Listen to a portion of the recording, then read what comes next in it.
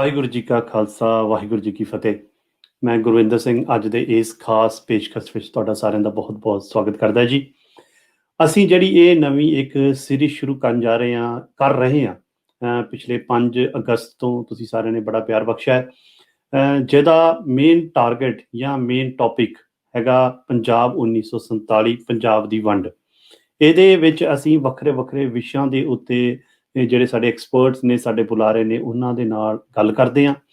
ਅੱਜ ਦਾ ਜਿਹੜਾ ਸਾਡਾ ਵਿਸ਼ਾ ਹੈਗਾ ਉਹ 1947 ਤੋਂ ਪਹਿਲਾਂ ਪੰਜਾਬ ਦੀ ਇਕਨੋਮਿਕਲ ਸਿਚੁਏਸ਼ਨ ਕੀ ਸੀਗੀ ਤੇ 1947 ਤੋਂ ਬਾਅਦ ਉਹ ਕਿੱਦਾਂ ਬਦਲੀ ਤੇ ਜਾਂ ਪੰਜਾਬੀਆਂ ਦਾ ਜਿਹੜਾ ਲਾਈਫ ਹੈ ਇਕਨੋਮਿਕਲੀ ਉਹ ਕਿੱਦਾਂ ਬਦਲਿਆ, ਜਦ ਵਿੱਚ ਇਹਦੇ ਕਈ ਪਰਸਪੈਕਟਿਵਸ ਜਿਹੜੇ ਨੇ ਉਹ ਅਸੀਂ ਡਿਸਕਸ ਕਰਾਂਗੇ। ਤਾਂ ਮੇਰੇ ਨਾਲ ਅੱਜ ਖਾਸ ਸਾਡੇ ਜਿਹੜੇ ਗੈਸਟ ਨੇ ਪੰਜਾਬ ਤੋਂ ਜੁੜ ਰਹੇ ਨੇ ਜੀ, ਸਰਦਾਰ ਗੁਰਦਰਸ਼ਨ ਸਿੰਘ ਜੀ ਢਿੱਲੋਂ, ਡਾਕਟਰ ਗੁਰਦਰਸ਼ਨ ਸਿੰਘ ਜੀ ਢਿੱਲੋਂ ਮੈਂ ਕਹਾਂ, ਤੇ ਨਾਲ ਮੇਰੇ ਕੋ ਹੋਸਟ ਹੋਣਗੇ ਜੀ ਸਰਦਾਰ ਜਰਨੈਲ ਸਿੰਘ ਜੀ ਭੌਰ। ਮੈਂ ਪਹਿਲਾਂ ਜਰਨੈਲ ਸਿੰਘ ਜੀ ਹੁਣਾਂ ਨੂੰ ਨਾਲ ਲੈਣਾ ਜੀ। ਜਰਨੈਲ ਸਿੰਘ ਜੀ, ਵਾਹਿਗੁਰੂ ਜੀ ਕਾ ਖਾਲਸਾ, ਵਾਹਿਗੁਰੂ ਜੀ ਕੀ ਫਤਿਹ। ਭਾਈ ਸਾਹਿਬ ਜੀ ਭਾਜੀ ਥੈਂਕ ਯੂ ਤੁਹਾਡਾ, ਤੁਸੀਂ ਅੱਜ ਦੇ ਇਸ ਪ੍ਰੋਗਰਾਮ ਦੇ ਵਿੱਚ ਖਾਸ ਪੇਸ਼ਕਸ਼ ਵਿੱਚ ਸ਼ਾਮਿਲ ਹੋਏ ਹੋ। ਤਾਂ ਅਸੀਂ ਜਿਹੜੀ ਇਹ ਇੱਕ ਸੀਰੀਜ਼ ਨਵੀਂ ਸ਼ੁਰੂ ਕੀਤੀ ਹੈ, ਜਿਹਦੇ ਵਿੱਚ ਅਸੀਂ ਹਰ ਰੋਜ਼ ਇੱਕ ਐਕਸਪਰਟਸ ਦੇ ਨਾਲ, ਸਾਡੇ ਬੁਲਾਰਿਆਂ ਦੇ ਨਾਲ, ਸਾਡੇ ਜਿਹੜੇ ਵਿਦਵਾਨ ਨੇ ਉਹਨਾਂ ਦੇ ਨਾਲ ਗੱਲ ਕਰਦੇ ਹਾਂ। ਪੰਜਾਬ 1947 ਦੇ ਉਸ ਸੰਤਾਪ ਨੂੰ ਅਸੀਂ ਯਾਦ ਕਰਦੇ ਹਾਂ ਤੇ ਪੰਜਾਬ ਨੇ ਕੀ ਗਵਾਇਆ ਤੇ ਕੀ ਪਾਇਆ, ਉਸ ਸਾਰੇ ਦੇ ਉੱਤੇ ਗੱਲ ਕਰਦੇ ਹਾਂ ਜੀ। ਤਾਂ ਭਾਜੀ ਜੇ ਤੁਸੀਂ ਪਹਿਲਾਂ ਦੱਸੋ, ਤੁਸੀਂ ਕੁਝ ਐਡ ਕਰਨਾ ਚਾਹੁੰਦੇ ਹੋ, ਫਿਰ ਆਪਾਂ ਉਸ ਤੋਂ ਬਾਅਦ ਗੁਰਦਰਸ਼ਨ ਸਿੰਘ ਜੀ ਉਹਨਾਂ ਨੂੰ, ਡਾਕਟਰ ਸਾਹਿਬ ਨੂੰ ਆਪਾਂ ਨਾਲ ਲੈਂਦੇ ਜੀ।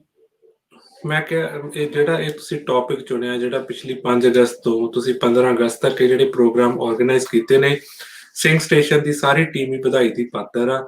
ਸਾਨੂੰ ਇਹ ਮੌਕਾ ਮਿਲਿਆ ਵੀ ਅਸੀਂ ਸਾਡੇ ਪੰਥ ਦੇ, ਕੌਮ ਦੇ, ਪੰਜਾਬ ਦੇ ਜਿਹੜੇ ਵੱਖ-ਵੱਖ ਵਿਦਵਾਨਾਂ ਨੂੰ ਇਸ ਮੰਚ ਤੇ ਲਿਆ ਕੇ ਉਹਨਾਂ ਤੋਂ ਵਿਚਾਰ ਲਵਾਂਗੇ ਤੇ ਜਾਣਕਾਰੀ ਵੀ ਹਾਸਲ ਕਰਾਂਗੇ। ਤੇ ਜਿਸ ਤਰ੍ਹਾਂ ਆਪਾਂ ਪਹਿਲਾਂ ਵੀ ਕਹਿੰਦੇ ਨੇ, ਇਹ ਜਿਹੜੀ ਵੰਡ ਸੀ ਇਹ ਭਾਰਤ ਤੇ ਪਾਕਿਸਤਾਨ ਦੀ ਨਹੀਂ ਸੀ, ਭਾਰਤ ਤੇ ਪੰਜਾਬ ਦੀ ਵੰਡ ਸੀਗੀ। ਤੇ ਉਸ ਵਿਸ਼ੇ ਤੇ ਅੱਜ ਜਿਹੜੇ ਅਸੀਂ ਸਤਿਕਾਰਯੋਗ ਸ਼ਖਸੀਅਤ ਨੂੰ ਲੈ ਕੇ ਆ ਰਹੇ ਹਾਂ ਸੰਗਤਾਂ ਦੇ ਰੂਬਰੂ, ਉਹ ਸਭ ਨੂੰ ਪਹਿਚਾਣੀ ਸਾਡੀ ਸ਼ਖਸੀਅਤ ਹੈਗੀ ਆ। ਪੰਥ ਦੀ ਥਿੰਕ ਟੈਂਕ ਵਜੋਂ ਕੰਮ ਕਰ ਰਹੇ ਨੇ ਡਾਕਟਰ ਗੁਰਦਰਸ਼ਨ ਸਿੰਘ ਜੀ।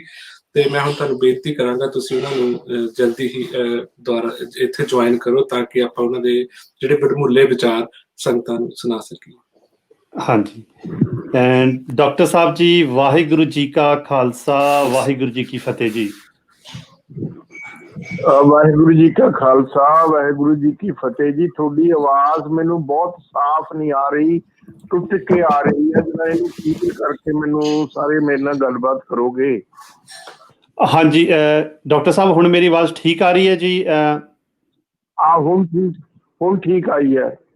ਠੀਕ ਹੈ ਜੀ, ਧੰਨਵਾਦ ਜੀ। ਸਭ ਤੋਂ ਪਹਿਲਾਂ ਤਾਂ ਜੀ ਤੁਹਾਡਾ ਅੱਜ ਦੇ ਇਸ ਪ੍ਰੋਗਰਾਮ ਦੇ ਵਿੱਚ ਬਹੁਤ-ਬਹੁਤ ਸਵਾਗਤ ਹੈ ਜੀ, ਤੇ ਨਾਲੇ ਤੁਹਾਡਾ ਧੰਨਵਾਦ, ਤੁਸੀਂ ਸਮਾਂ ਕੱਢ ਕੇ ਸਾਡੇ ਨਾਲ ਸ਼ਾਮਲ ਹੋਏ ਹੋ ਤੇ ਤਾਂ ਕਿ ਜਿਹੜੇ ਸਾਡੇ ਵਿਊਅਰਸ ਨੇ, ਸੰਗਤ ਆ, ਦਰਸ਼ਕ ਨੇ, ਉਹ ਸਾਰੇ ਤੁਹਾਡੇ ਜਿਹੜੇ ਵਿਚਾਰ ਨੇ ਉਹ ਤੁਹਾਡੇ ਸੁਣ ਸਕਣਗੇ, ਤੁਸੀਂ ਆਪਣੇ ਵਿਚਾਰ ਰੱਖ ਸਕੋਗੇ।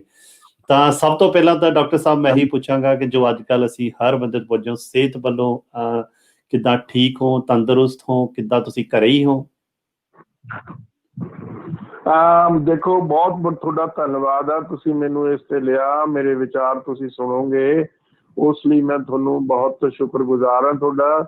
ਦੂਸਰੀ ਗੱਲ ਆ, ਮੇਰੀ ਸਿਹਤ ਵੀ ਡਾਵਾਂਡੋਲ ਆ ਤੇ ਇਸੇ ਤਰੀਕੇ ਨਾਲ ਪੰਥ ਦੀ ਸਿਹਤ ਵੀ ਬਹੁਤੀ ਚੰਗੀ ਨਹੀਂ ਹੈ। ਤੋ ਅਸੀਂ ਬੜੇ ਨਾਜ਼ੁਕ ਸਮੇਂ ਦੇ ਵਿੱਚ ਵੀ ਗੁਜ਼ਰ ਰਹੇ ਹਾਂ ਇਸ ਵੇਲੇ ਹਿੰਦੁਸਤਾਨ ਦੇ ਵਿੱਚ, ਜਿੱਥੋਂ ਤੱਕ ਸਿੱਖ ਕਮਿਊਨਿਟੀ, ਸਿੱਖ ਪੰਥ ਦਾ ਸਵਾਲ ਹੈ। ਸਿੱਖ ਪੰਥ ਦੇ ਵਿਰੋਧ ਦੇ ਵਿੱਚ ਅੰਦਰੂਨੀ ਵਿਰੋਧ ਵੀ ਹੈ, ਬਾਹਰੋਂ ਵੀ ਬਹੁਤ ਘਾਤਕ ਕਿਸਮ ਦੇ ਹਮਲੇ ਸਾਡੇ ਤੇ ਹੋ ਰਹੇ ਆ। ਤੋ ਉਸ ਦਾ ਵਿਸਥਾਰ ਤੁਹਾਨੂੰ ਜਿਸ ਤਰ੍ਹਾਂ ਤੁਸੀਂ ਸਵਾਲ ਕਰੋਗੇ ਉਸੇ ਤਰੀਕੇ ਨਾਲ ਮੈਂ ਆਪਣੀ ਸਮਝ ਦੇ ਮੁਤਾਬਕ ਜਾਂ ਆਪਣੀ ਜਿੰਨੀ ਕੁ ਮੈਨੂੰ ਇਸ ਬਾਰੇ ਇਨਫੋਰਮੇਸ਼ਨ ਆ ਉਹ ਤੁਹਾਡੇ ਨਾਲ ਤੇ ਤੁਹਾਡੇ ਸਰੋਤਿਆਂ ਨਾਲ ਮੈਂ ਸਾਂਝੀ ਕਰੂੰਗਾ। ਧੰਨਵਾਦ ਤੁਹਾਡਾ। ਵਾਹਿਗੁਰੂ ਜੀ ਕਾ ਖਾਲਸਾ, ਵਾਹਿਗੁਰੂ ਜੀ ਕੀ ਫਤਿਹ। ਬੜੇ ਸਤਿਕਾਰ ਸਾਹਿਬ ਤੁਹਾਨੂੰ, ਤੁਹਾਡੇ ਸਰੋਤਿਆਂ ਨੂੰ। ਧੰਨਵਾਦ ਭਾਈ ਸਾਹਿਬ ਜੀ। ਵੈਸੇ ਤਾਂ ਤੁਹਾਡੇ ਤੋਂ ਕਿਸੇ ਵੀ ਟੌਪਿਕ ਦੇ ਉੱਤੇ ਅਸੀਂ ਇਤਿਹਾਸ ਦੇ ਪੱਖ ਨੂੰ ਲੈ ਲਈਏ, ਕਰੰਟ ਪੋਲੀਟਿਕਸ ਨੂੰ ਲੈ ਲਈਏ, ਤਾਂ ਉਹਦੇ ਉੱਤੇ ਤੁਹਾਡੇ ਨਾਲ ਗੱਲਬਾਤ ਕੀਤੀ ਜਾ ਸਕਦੀ ਆ। ਡੈਫੀਨੇਟਲੀ ਫਿਊਚਰ 'ਚ ਵੀ ਆਪਾਂ ਤੁਹਾਡੇ ਨਾਲ ਹੋਰ ਟੌਪਿਕਸ 'ਤੇ ਕਰਾਂਗੇ। ਬਟ ਜਿਹੜਾ ਅਸੀਂ ਅੱਜ ਦਾ ਵਿਸ਼ਾ ਹੈਗਾ ਉਹ ਹੈਗਾ ਪੰਜਾਬ ਦੀ ਵੰਡ ਜੋ 1947 ਵਿੱਚ ਹੋਈ ਸੀਗੀ। ਤਾਂ ਇਹਦਾ ਅਸੀਂ ਹਾਂਜੀ। ਇਕਨੋਮਿਕਲ ਪੱਖ ਜਿਹੜਾ ਆ ਉਹ ਥੋੜਾ ਜਿਹਾ ਜਾਣਨਾ ਚਾਹੁੰਦੇ ਆ, ਥੋੜਾ ਜਿਹਾ ਆਪਣੇ ਦਰਸ਼ਕਾਂ ਨੂੰ ਇੱਕ ਪੰਛੀ ਝਾਤ ਹੋਵੇ ਜਾਂ ਥੋੜਾ ਬਰੀਫ ਵਿੱਚ ਡਿਟੇਲਸ ਵਿੱਚ ਜਿੱਦਾਂ ਵੀ ਆਪਾਂ ਇਨਫੋਰਮੇਸ਼ਨ ਹੈਗੀ, ਤਾਂ ਕਿ ਉਹਨਾਂ ਨੂੰ ਅਸੀਂ ਸੋਚਣ ਦਾ ਇੱਕ ਉਹਨਾਂ ਨੂੰ ਥੋਟ ਦੇ ਸਕੀਏ ਕਿ ਬਈ ਉਹ ਅਸੀਂ ਕੀ ਇਕਨੋਮਿਕਲ ਤੌਰ ਦੇ ਉੱਤੇ ਪਹਿਲਾਂ ਕੀ ਹੁੰਦੇ ਸੀਗੇ ਤਾਂ ਅਸੀਂ ਬਾਅਦ 'ਚ ਕੀ ਰਹਿ ਗਏ ਆ, ਕਿ ਤਾਂ ਕਿ 1947 ਤੋਂ ਪਹਿਲਾਂ ਪੰਜਾਬ ਦੀ ਆਬਾਦੀ ਕਿੱਦਾਂ ਦੀ ਸੀਗੀ, ਕਿੱਦਾਂ ਦੇ ਲੋਕ ਰਹਿੰਦੇ ਹੁੰਦੇ ਸੀਗੇ ਪੰਜਾਬ ਦੇ ਵਿੱਚ, ਕਿੱਦਾਂ ਦਾ ਉਹਨਾਂ ਦਾ ਇਕਨੋਮਿਕਲ ਕਿੰਨਾ ਉਹਨਾਂ ਦਾ ਕੰਟਰੀਬਿਊਸ਼ਨ ਸੀਗਾ ਪੰਜਾਬ ਦੇ ਇਕਨੋਮੀ ਦੇ ਵਿੱਚ, ਤੇ ਬਾਅਦ ਵਿੱਚ ਕੀ ਹੋਇਆ ਆਪਾਂ ਉਹਦੇ ਉੱਤੇ ਪੱਖਣਾ ਕਰਾਂਗੇ। ਸਭ ਤੋਂ ਪਹਿਲਾਂ ਤਾਂ ਤੁਸੀਂ ਜੀ ਪੰਜਾਬ 1947 ਤੋਂ ਪਹਿਲਾਂ ਤੁਸੀਂ ਜਿੰਨਾ ਮਰਜ਼ੀ ਪਿੱਛੇ ਜਾ ਸਕਦੇ ਹੋ ਕਿ ਇਕਨੋਮਿਕਲ ਸਟੇਟਸ ਕੀ ਸੀਗਾ ਪੰਜਾਬੀਆਂ ਦੇ, ਤਾਂ ਮੇਨ ਕਿੱਤੇ ਕਿੱਦਾਂ ਦੇ ਸੀਗੇ? ਦੇਖੋ 1947 ਤੋਂ ਪਹਿਲਾਂ ਜਿਹੜਾ ਪੰਜਾਬ ਸੀ ਉਸ ਦੇ ਵਿੱਚ 3 ਕਮਿਊਨਿਟੀਜ਼ ਮੇਨ ਤੌਰ ਦੇ ਉੱਤੇ ਰਹਿੰਦੀਆਂ ਸੀ। ਮੁਸਲਮਾਨ ਮੈਜੋਰਟੀ ਦੇ ਵਿੱਚ ਸੀਗੇ, ਉਸ ਤੋਂ ਦੂਜੇ ਨੰਬਰ ਦੇ ਉੱਤੇ ਹਿੰਦੂ ਸੀਗੇ, ਤੇ ਸਿੱਖਾਂ ਦੀ ਆਬਾਦੀ ਤਕਰੀਬਨ 12% ਉਸ ਵੇਲੇ ਕੰਪੋਜ਼ਿਟ ਪੰਜਾਬ, ਜਿਸ ਨੂੰ ਅਸੀਂ ਕਹਿੰਦੇ ਹਾਂ ਪ੍ਰੀ ਪਾਰਟੀਸ਼ਨ ਡੇ ਦਾ ਜਿਹੜਾ ਪੰਜਾਬ ਸੀ, ਉਹਦੀ ਇਹ ਹਾਲਤ ਸੀ। ਤਾਂ ਉਸ ਸਾਰੇ ਸਿਚੁਏਸ਼ਨ ਦੇ ਵਿੱਚ ਇਕਨੋਮਿਕਲੀ ਸਭ ਤੋਂ ਜ਼ਿਆਦਾ ਪ੍ਰੋਸਪਰ ਜਿਹੜੇ ਸੀਗੇ ਉਹ ਸਿੱਖ ਸੀਗੇ, ਉਸ ਤੋਂ ਨਾਲ ਹੀ ਉਸਦੇ ਹਿੰਦੂ ਵੀ ਪ੍ਰੋਸਪਰ ਸੀਗੇ ਇਕਨੋਮਿਕਲੀ। ਪਰ ਜਿਹੜਾ ਮੁਸਲਮਾਨ ਸੀ ਉਹ ਵਿਚਾਰੇ ਸਭ ਤੋਂ ਬੈਕਵਰਡ ਸੀਗੇ ਇਕਨੋਮਿਕਲੀ, ਕਿਉਂਕਿ ਉਹਨਾਂ ਦੇ ਕੋਲ ਨਾ ਤਾਂ ਬਿਜ਼ਨਸ ਸੀ ਬਹੁਤਾ, ਇਸੇ ਤਰੀਕੇ ਦੇ ਨਾਲ ਉਹਨਾਂ ਦੇ ਕੋਲ ਕੋਈ ਐਗਰੀਕਲਚਰ ਦੇ ਜਿਹੜੇ ਵੱਡੇ ਸਰੋਤ ਸੀ ਉਹ ਵੀ ਨਹੀਂ ਸੀਗੇ ਉਹਨਾਂ ਦੇ ਕੋਲ। ਸ਼ਾਹੂਕਾਰਾ ਉਹਨਾਂ ਨੂੰ ਮਤਲਬ ਤੰਗ ਤੇ ਪਰੇਸ਼ਾਨ ਕਰਦਾ ਸੀਗਾ। ਸ਼ਾਹੂਕਾਰਾ ਜਿਹੜਾ ਸੀਗਾ ਉਹ ਮੇਨਲੀ ਹਿੰਦੂਆਂ ਦੇ ਹੱਥ ਵਿੱਚ ਸੀਗਾ, ਕੁਝ ਥੋੜੇ ਬਹੁਤੇ 1% ਉਹਦੇ ਵਿੱਚ ਸਿੱਖ ਵੀ ਸੀਗੇ। ਸਿੱਖਾਂ ਤੇ ਹਿੰਦੂਆਂ ਦੇ ਕੋਲ ਅਰਬਨ ਪ੍ਰਾਪਰਟੀ ਦੇ ਵਿੱਚ ਮੈਜੋਰਿਟੀ ਜਿਹੜੀ ਪ੍ਰਾਪਰਟੀ ਸੀ ਉਹ ਇਹਨਾਂ ਦੋਨਾਂ ਕਮਿਊਨਿਟੀਜ਼ ਦੇ ਕੋਲ ਸੀ, ਥੋੜੀ ਬਹੁਤੀ ਰਹਿੰਦੀ ਖੁੰਦੀ ਉਹ ਮੁਸਲਮਾਨਾਂ ਦੇ ਕੋਲ ਸੀ। ਪਰ ਬਾਈ ਐਂਡ ਲਾਰਜ ਜਿਹੜੇ ਮੁਸਲਮਾਨ ਸੀ ਉਹ ਵਿਚਾਰੇ ਕਿੱਟੀ ਸੀਗੇ, ਟਾਂਗੇ ਚਲਾਉਣੇ ਜਾਂ ਲੋਹਾਰਾ ਕੰਮ ਕਰਨਾ ਜਾਂ ਮਿਸਤਰੀ ਪੁਣੇ ਦਾ ਕੰਮ ਕਰਨਾ, ਇਸ ਕਿਸਮ ਦੇ ਉਹ ਵਿਚਾਰੇ ਕਿੱਤੇ ਕਰਦੇ ਸੀਗੇ। ਔਰ ਉਹਨਾਂ ਨੂੰ ਜਿਹੜਾ ਪੰਜਾਬ ਦਾ ਸ਼ਾਹੂਕਾਰ ਸੀ ਉਹਨਾਂ ਨੂੰ ਐਕਸਪਲਾਇਟ ਕਰਦਾ ਸੀ। ਛੋਟੇ ਛੋਟੇ ਉਹਨਾਂ ਨੂੰ ਕਰਜ਼ੇ ਦੇ ਦੇਣੇ, ਜਿਸ ਕਿਸਮ ਦੀਆਂ ਉਹਨਾਂ ਦੀਆਂ ਮਾੜੀਆਂ ਮੋਟੀਆਂ ਲੋੜਾਂ ਹੋਣੀਆਂ ਉਸ ਕਰਜ਼ਿਆਂ ਦੇ ਉੱਤੇ ਬਹੁਤ ਵੱਡਾ ਇੰਟਰਸਟ ਲਾ ਕੇ ਉਹਨਾਂ ਨੂੰ ਹਮੇਸ਼ਾ ਲਈ ਉਹਨਾਂ ਕਰਜ਼ਿਆਂ ਦੇ ਵਿੱਚ ਦਬਾ ਦੇਣਾ। ਇਹ ਉਸ ਵੇਲੇ ਦੀ ਸਿਚੁਏਸ਼ਨ ਸੀ। ਜਿਹੜਾ ਹਿੰਦੁਸਤਾਨ ਦੀ ਪਾਰਟੀਸ਼ਨ ਦਾ ਖਾਸ ਤੌਰ ਤੇ ਪੰਜਾਬ ਦਾ ਜਿਹੜਾ ਆਧਾਰ ਮੰਨਿਆ ਗਿਆ, ਤਾਂ ਰੈੱਡ ਕਲਿਫ ਜਿਹੜੀ ਲਾਈਨ ਡਰਾ ਕੀਤੀ ਗਈ ਉਸ ਦਾ ਇੱਕ ਆਧਾਰ ਸੀ ਪਾਪੂਲੇਸ਼ਨ, ਕਿ ਜਿੱਥੇ ਜਿੱਥੇ ਜਿਹੜੀ ਕਮਿਊਨਿਟੀ ਦੀ ਪਾਪੂਲੇਸ਼ਨ ਆ, ਜੇ ਤਾਂ ਮੁਸਲਮਾਨਾਂ ਦੀ ਉੱਥੇ ਮੈਜੋਰਟੀ ਹੈ ਤਾਂ ਪਾਕਿਸਤਾਨ ਦੇ ਵਿੱਚ ਜਾਏਗਾ, ਜੇ ਹਿੰਦੂਆਂ ਦੀ ਮੈਜੋਰਟੀ ਜਿੱਥੇ ਏਰੀਏ ਦੇ ਵਿੱਚ ਉਹ ਹਿੰਦੁਸਤਾਨ ਦੇ ਵਿੱਚ ਜਾਏਗਾ। ਤੋ ਇਸ ਸਾਰੇ ਘਟਨਾਕ੍ਰਮ ਦੇ ਵਿੱਚ ਜਿਹੜੇ ਹਿੰਦੂ ਸੀ ਨਾਲ ਹੀ ਸਿੱਖ ਉਹਨਾਂ ਦੇ ਰਲ ਕੇ ਕਹਿੰਦੇ ਸੀ ਸਾਨੂੰ ਤਾਂ ਤੁਸੀਂ ਇਸ ਕਰਕੇ ਇਹ ਖਿੱਤੇ ਦਿਓ ਕਿਉਂਕਿ ਅਸੀਂ ਸਭ ਤੋਂ ਵੱਧ ਰੈਵਨਿਊ ਦਿੰਦੇ ਹਾਂ ਮੁਸਲਮਾਨਾਂ ਦੇ ਮੁਕਾਬਲੇ ਦੇ ਵਿੱਚ। ਪਰ ਉਹਨਾਂ ਦੀ ਇਹ ਗੱਲ ਨਹੀਂ ਮੰਨੀ ਗਈ ਕਿਉਂਕਿ ਜਿਹੜੀ ਪਾਰਟੀਸ਼ਨ ਦਾ ਆਧਾਰ ਉਹ ਪਾਪੂਲੇਸ਼ਨ ਮੰਨਿਆ ਗਿਆ ਸੀਗਾ। ਰੈੱਡ ਕਲਿਫ ਲਾਈਨ ਜਿਹੜੀ ਡਰਾ ਕੀਤੀ ਗਈ ਸੀ ਉਸ ਦਾ ਆਧਾਰ ਸੀ ਜਿੱਥੇ ਜਿੱਥੇ ਜੇ ਮੁਸਲਿਮ ਮੈਜੋਰਟੀ ਆ ਉਹ ਜਾਏਗਾ ਪਾਕਿਸਤਾਨ ਦੇ ਵਿੱਚ, ਜਿੱਥੇ ਹਿੰਦੂ ਮੈਜੋਰਟੀ ਆ ਉਹ ਜਾਏਗਾ ਹਿੰਦੁਸਤਾਨ ਦੇ ਵਿੱਚ। ਇਹ ਕ੍ਰਾਈਟੇਰੀਆ ਸੀ। ਤਾਂ ਉਸ ਕ੍ਰਾਈਟੇਰੀਏ ਦੇ ਵਿੱਚ ਜਿਹੜੇ ਸਿੱਖ ਸੀ ਉਹਨਾਂ ਦੀ 40% ਆਬਾਦੀ ਸੀ ਉਸ ਏਰੀਏ ਦੇ ਜਿੱਥੇ ਮੁਸਲਮਾਨਾਂ ਦੀ ਮੈਜੋਰਟੀ ਸੀ। 60% ਉਹਨਾਂ ਦੀ ਆਬਾਦੀ ਇਸ ਏਰੀਏ ਦੇ ਵਿੱਚ ਜਿੱਥੇ ਸਿੱਖਾਂ ਦੀ ਹਿੰਦੂਆਂ ਦੀ ਮੈਜੋਰਟੀ ਸੀ। ਜਦੋਂ ਪਾਰਟੀਸ਼ਨ ਹੋਈ ਸਭ ਤੋਂ ਵੱਡਾ ਨੁਕਸਾਨ ਜੇ ਕਿਸੇ ਇੱਕ ਕਮਿਊਨਿਟੀ ਨੂੰ ਹੋਇਆ ਉਹ ਸਿੱਖਾਂ ਨੂੰ ਹੋਇਆ। ਸਿੱਖਾਂ ਦੀ 40% ਆਬਾਦੀ ਉੱਥੋਂ ਉਜੜ ਗਈ। ਜਿਸਨੂੰ ਤੁਸੀਂ ਪਾਕਿਸਤਾਨ ਕਹਿੰਦੇ ਹੋ ਜਿੱਥੇ ਮੁਸਲਿਮ ਮੈਜੋਰਟੀ ਏਰੀਆ ਸੀ। ਔਰ ਸਿੱਖਾਂ ਦੇ ਉੱਤੇ ਸਭ ਤੋਂ ਵੱਧ ਜ਼ੁਲਮ ਹੋਇਆ। ਜਿਹੜੀ ਉਸ 40% ਆਬਾਦੀ ਸੀ ਉਸ ਦਾ 6% ਜਿਹੜਾ ਸੀ ਉਸ 40% ਆਬਾਦੀ ਦਾ ਉਹ ਮਾਰਿਆ ਗਿਆ। ਉਸ ਦਾ ਮਤਲਬ ਉਸ ਦੇ ਉੱਤੇ ਬਹੁਤ ਅਤਿਆਚਾਰ ਹੋਇਆ। ਔਰ ਜਿਹੜੀ ਟੋਟਲ ਆਬਾਦੀ ਜੇ ਸਿੱਖਾਂ ਦੀ 60 ਤੇ 40 ਦੀ ਲਾਈਏ ਤਾਂ ਟੋਟਲ ਆਬਾਦੀ ਦਾ 2.5% ਮਾਰਿਆ ਗਿਆ। ਔਰ 40% ਉੱਜੜ ਗਿਆ। ਆਪਣੇ ਕਾਰੋਬਾਰ ਜ਼ਮੀਨ ਜਾਇਦਾਦਾਂ ਨੂੰ ਛੱਡ ਕੇ, ਆਪਣੇ ਗੁਰਦੁਆਰਿਆਂ ਨੂੰ ਛੱਡ ਕੇ ਉਹ ਵਿਚਾਰੇ ਸੜਕਾਂ ਤੇ ਆ ਕੇ ਰੋਣ ਲੱਗ ਗਏ ਇੱਧਰ ਆਪਣੀ ਜਾਨ ਬਚਾ ਕੇ, ਜਿਹਦੇ ਵਿੱਚੋਂ ਟੋਟਲ ਆਬਾਦੀ ਵਿੱਚੋਂ ਜੇ ਲਈਏ 2.5%, ਜੇ ਉਹ 40% ਆਬਾਦੀ ਲਈਏ ਉਧਰਲੇ ਪਾਸੇ ਦੀ ਸਿੱਖਾਂ ਦੀ ਤਾਂ ਉਹਦਾ 6%।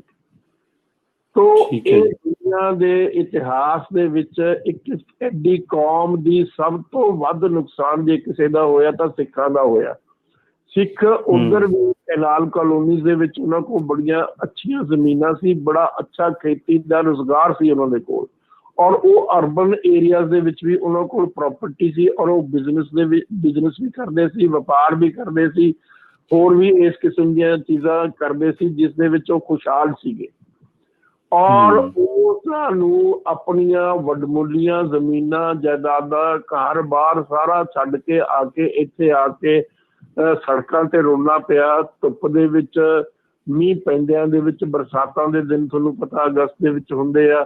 ਤੋ ਇਹ ਲੇਕਿਨ ਉਹਨਾਂ ਦੀ ਬਦਕਿਸਮਤੀ ਦੇ ਨਾਲ ਕਿਸੇ ਨੇ ਉਹਨਾਂ ਦਾ ਹੱਥ ਨਹੀਂ ਫੜਿਆ, ਕਿਸੇ ਨੇ ਕਿਸੇ ਕਿਸਮ ਦੀ ਇੱਧਰਲੀ ਸਰਕਾਰ ਨੇ ਉਹਨਾਂ ਨੂੰ ਸਪੋਰਟ ਨਹੀਂ ਕੀਤੀ।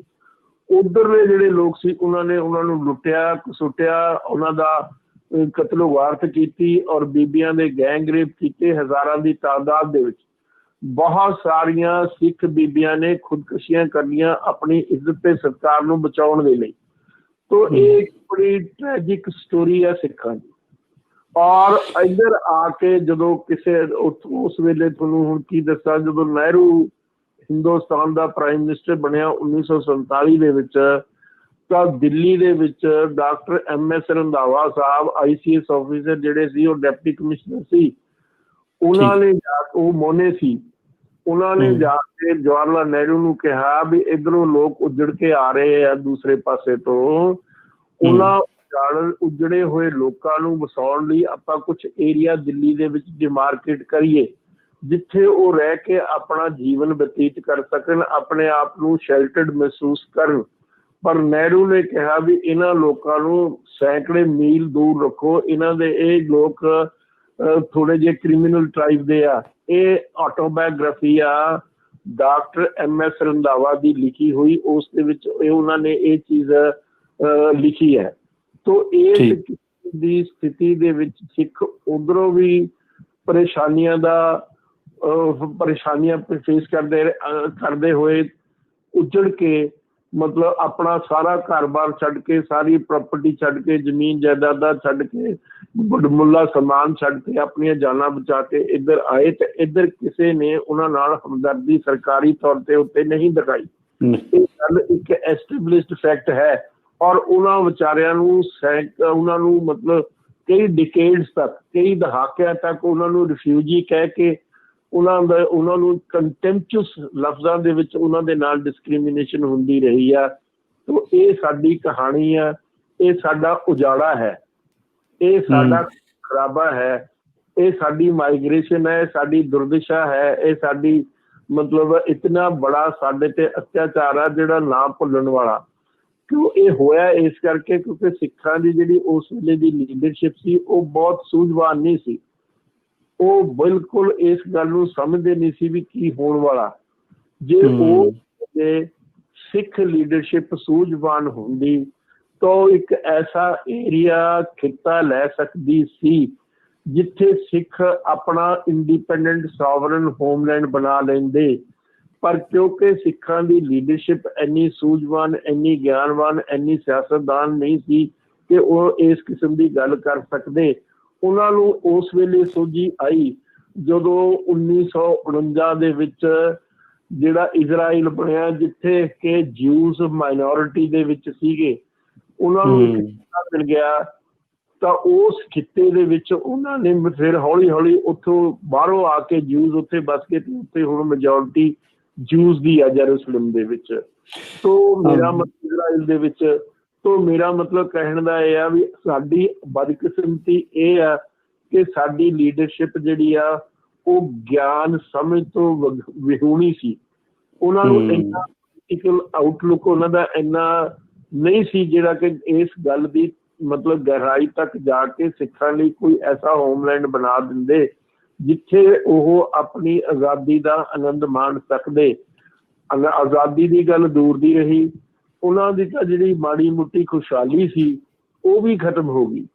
ਬਿਲਕੁਲ ਟ੍ਰੈਜਿਕ ਸਟੋਰੀ ਹੈ, ਇੱਕ ਦਰਦਨਾਕ ਕਹਾਣੀ ਹੈ ਇੱਕ ਕਮਿਊਨਿਟੀ ਦੀ, ਜਿਸ ਨੂੰ ਹਲੇ ਤੱਕ ਵੀ ਪੂਰੀ ਡਿਟੇਲ ਦੇ ਵਿੱਚ ਬਿਆਨ ਨਹੀਂ ਕੀਤਾ ਗਿਆ।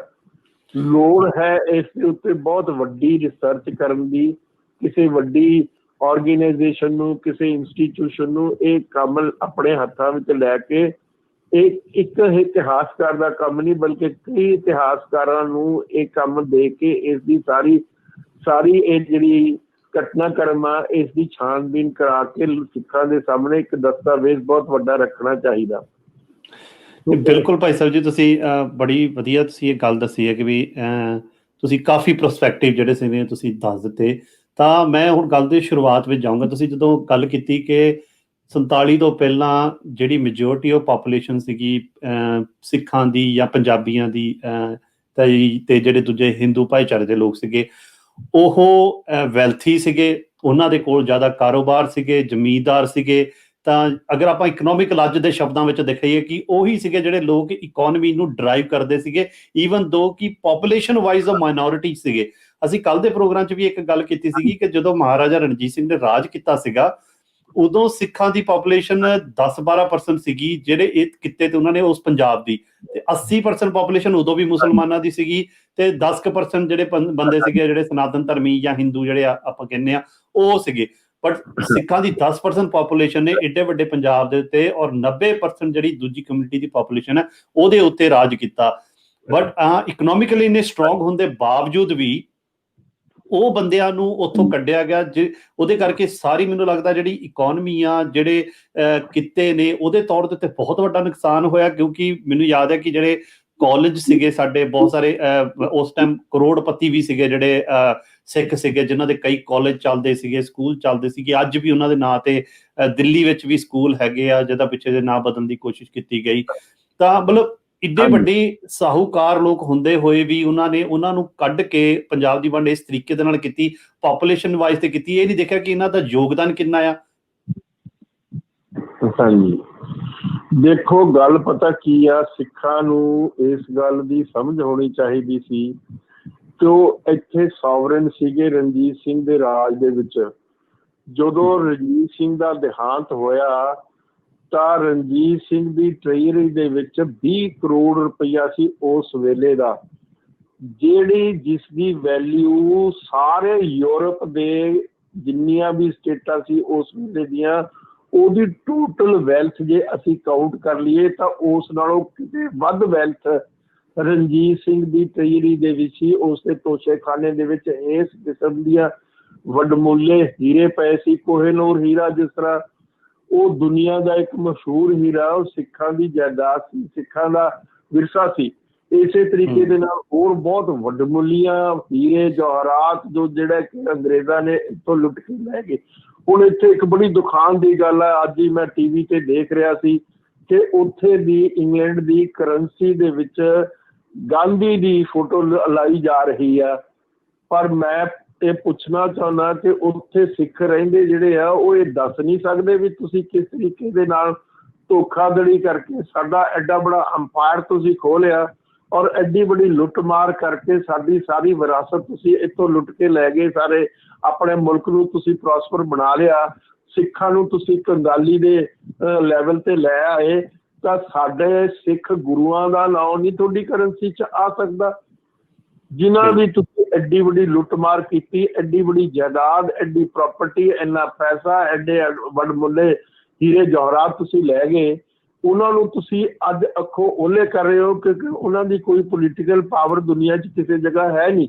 ਹਿੰਦੂਆਂ ਦੀ ਪੋਲੀਟੀਕਲ ਪਾਵਰ ਆ ਔਰ ਤੁਸੀਂ ਹੁਣ ਹਿੰਦੂਆਂ ਦਾ ਜਿਹੜਾ ਨੁਮਾਇੰਦਾ ਹੈ ਗਾਂਧੀ ਆ ਉਹਨੂੰ ਆਪਣੀ ਕਰੰਸੀ ਦੇ ਉੱਤੇ ਪਾ ਰਹੇ।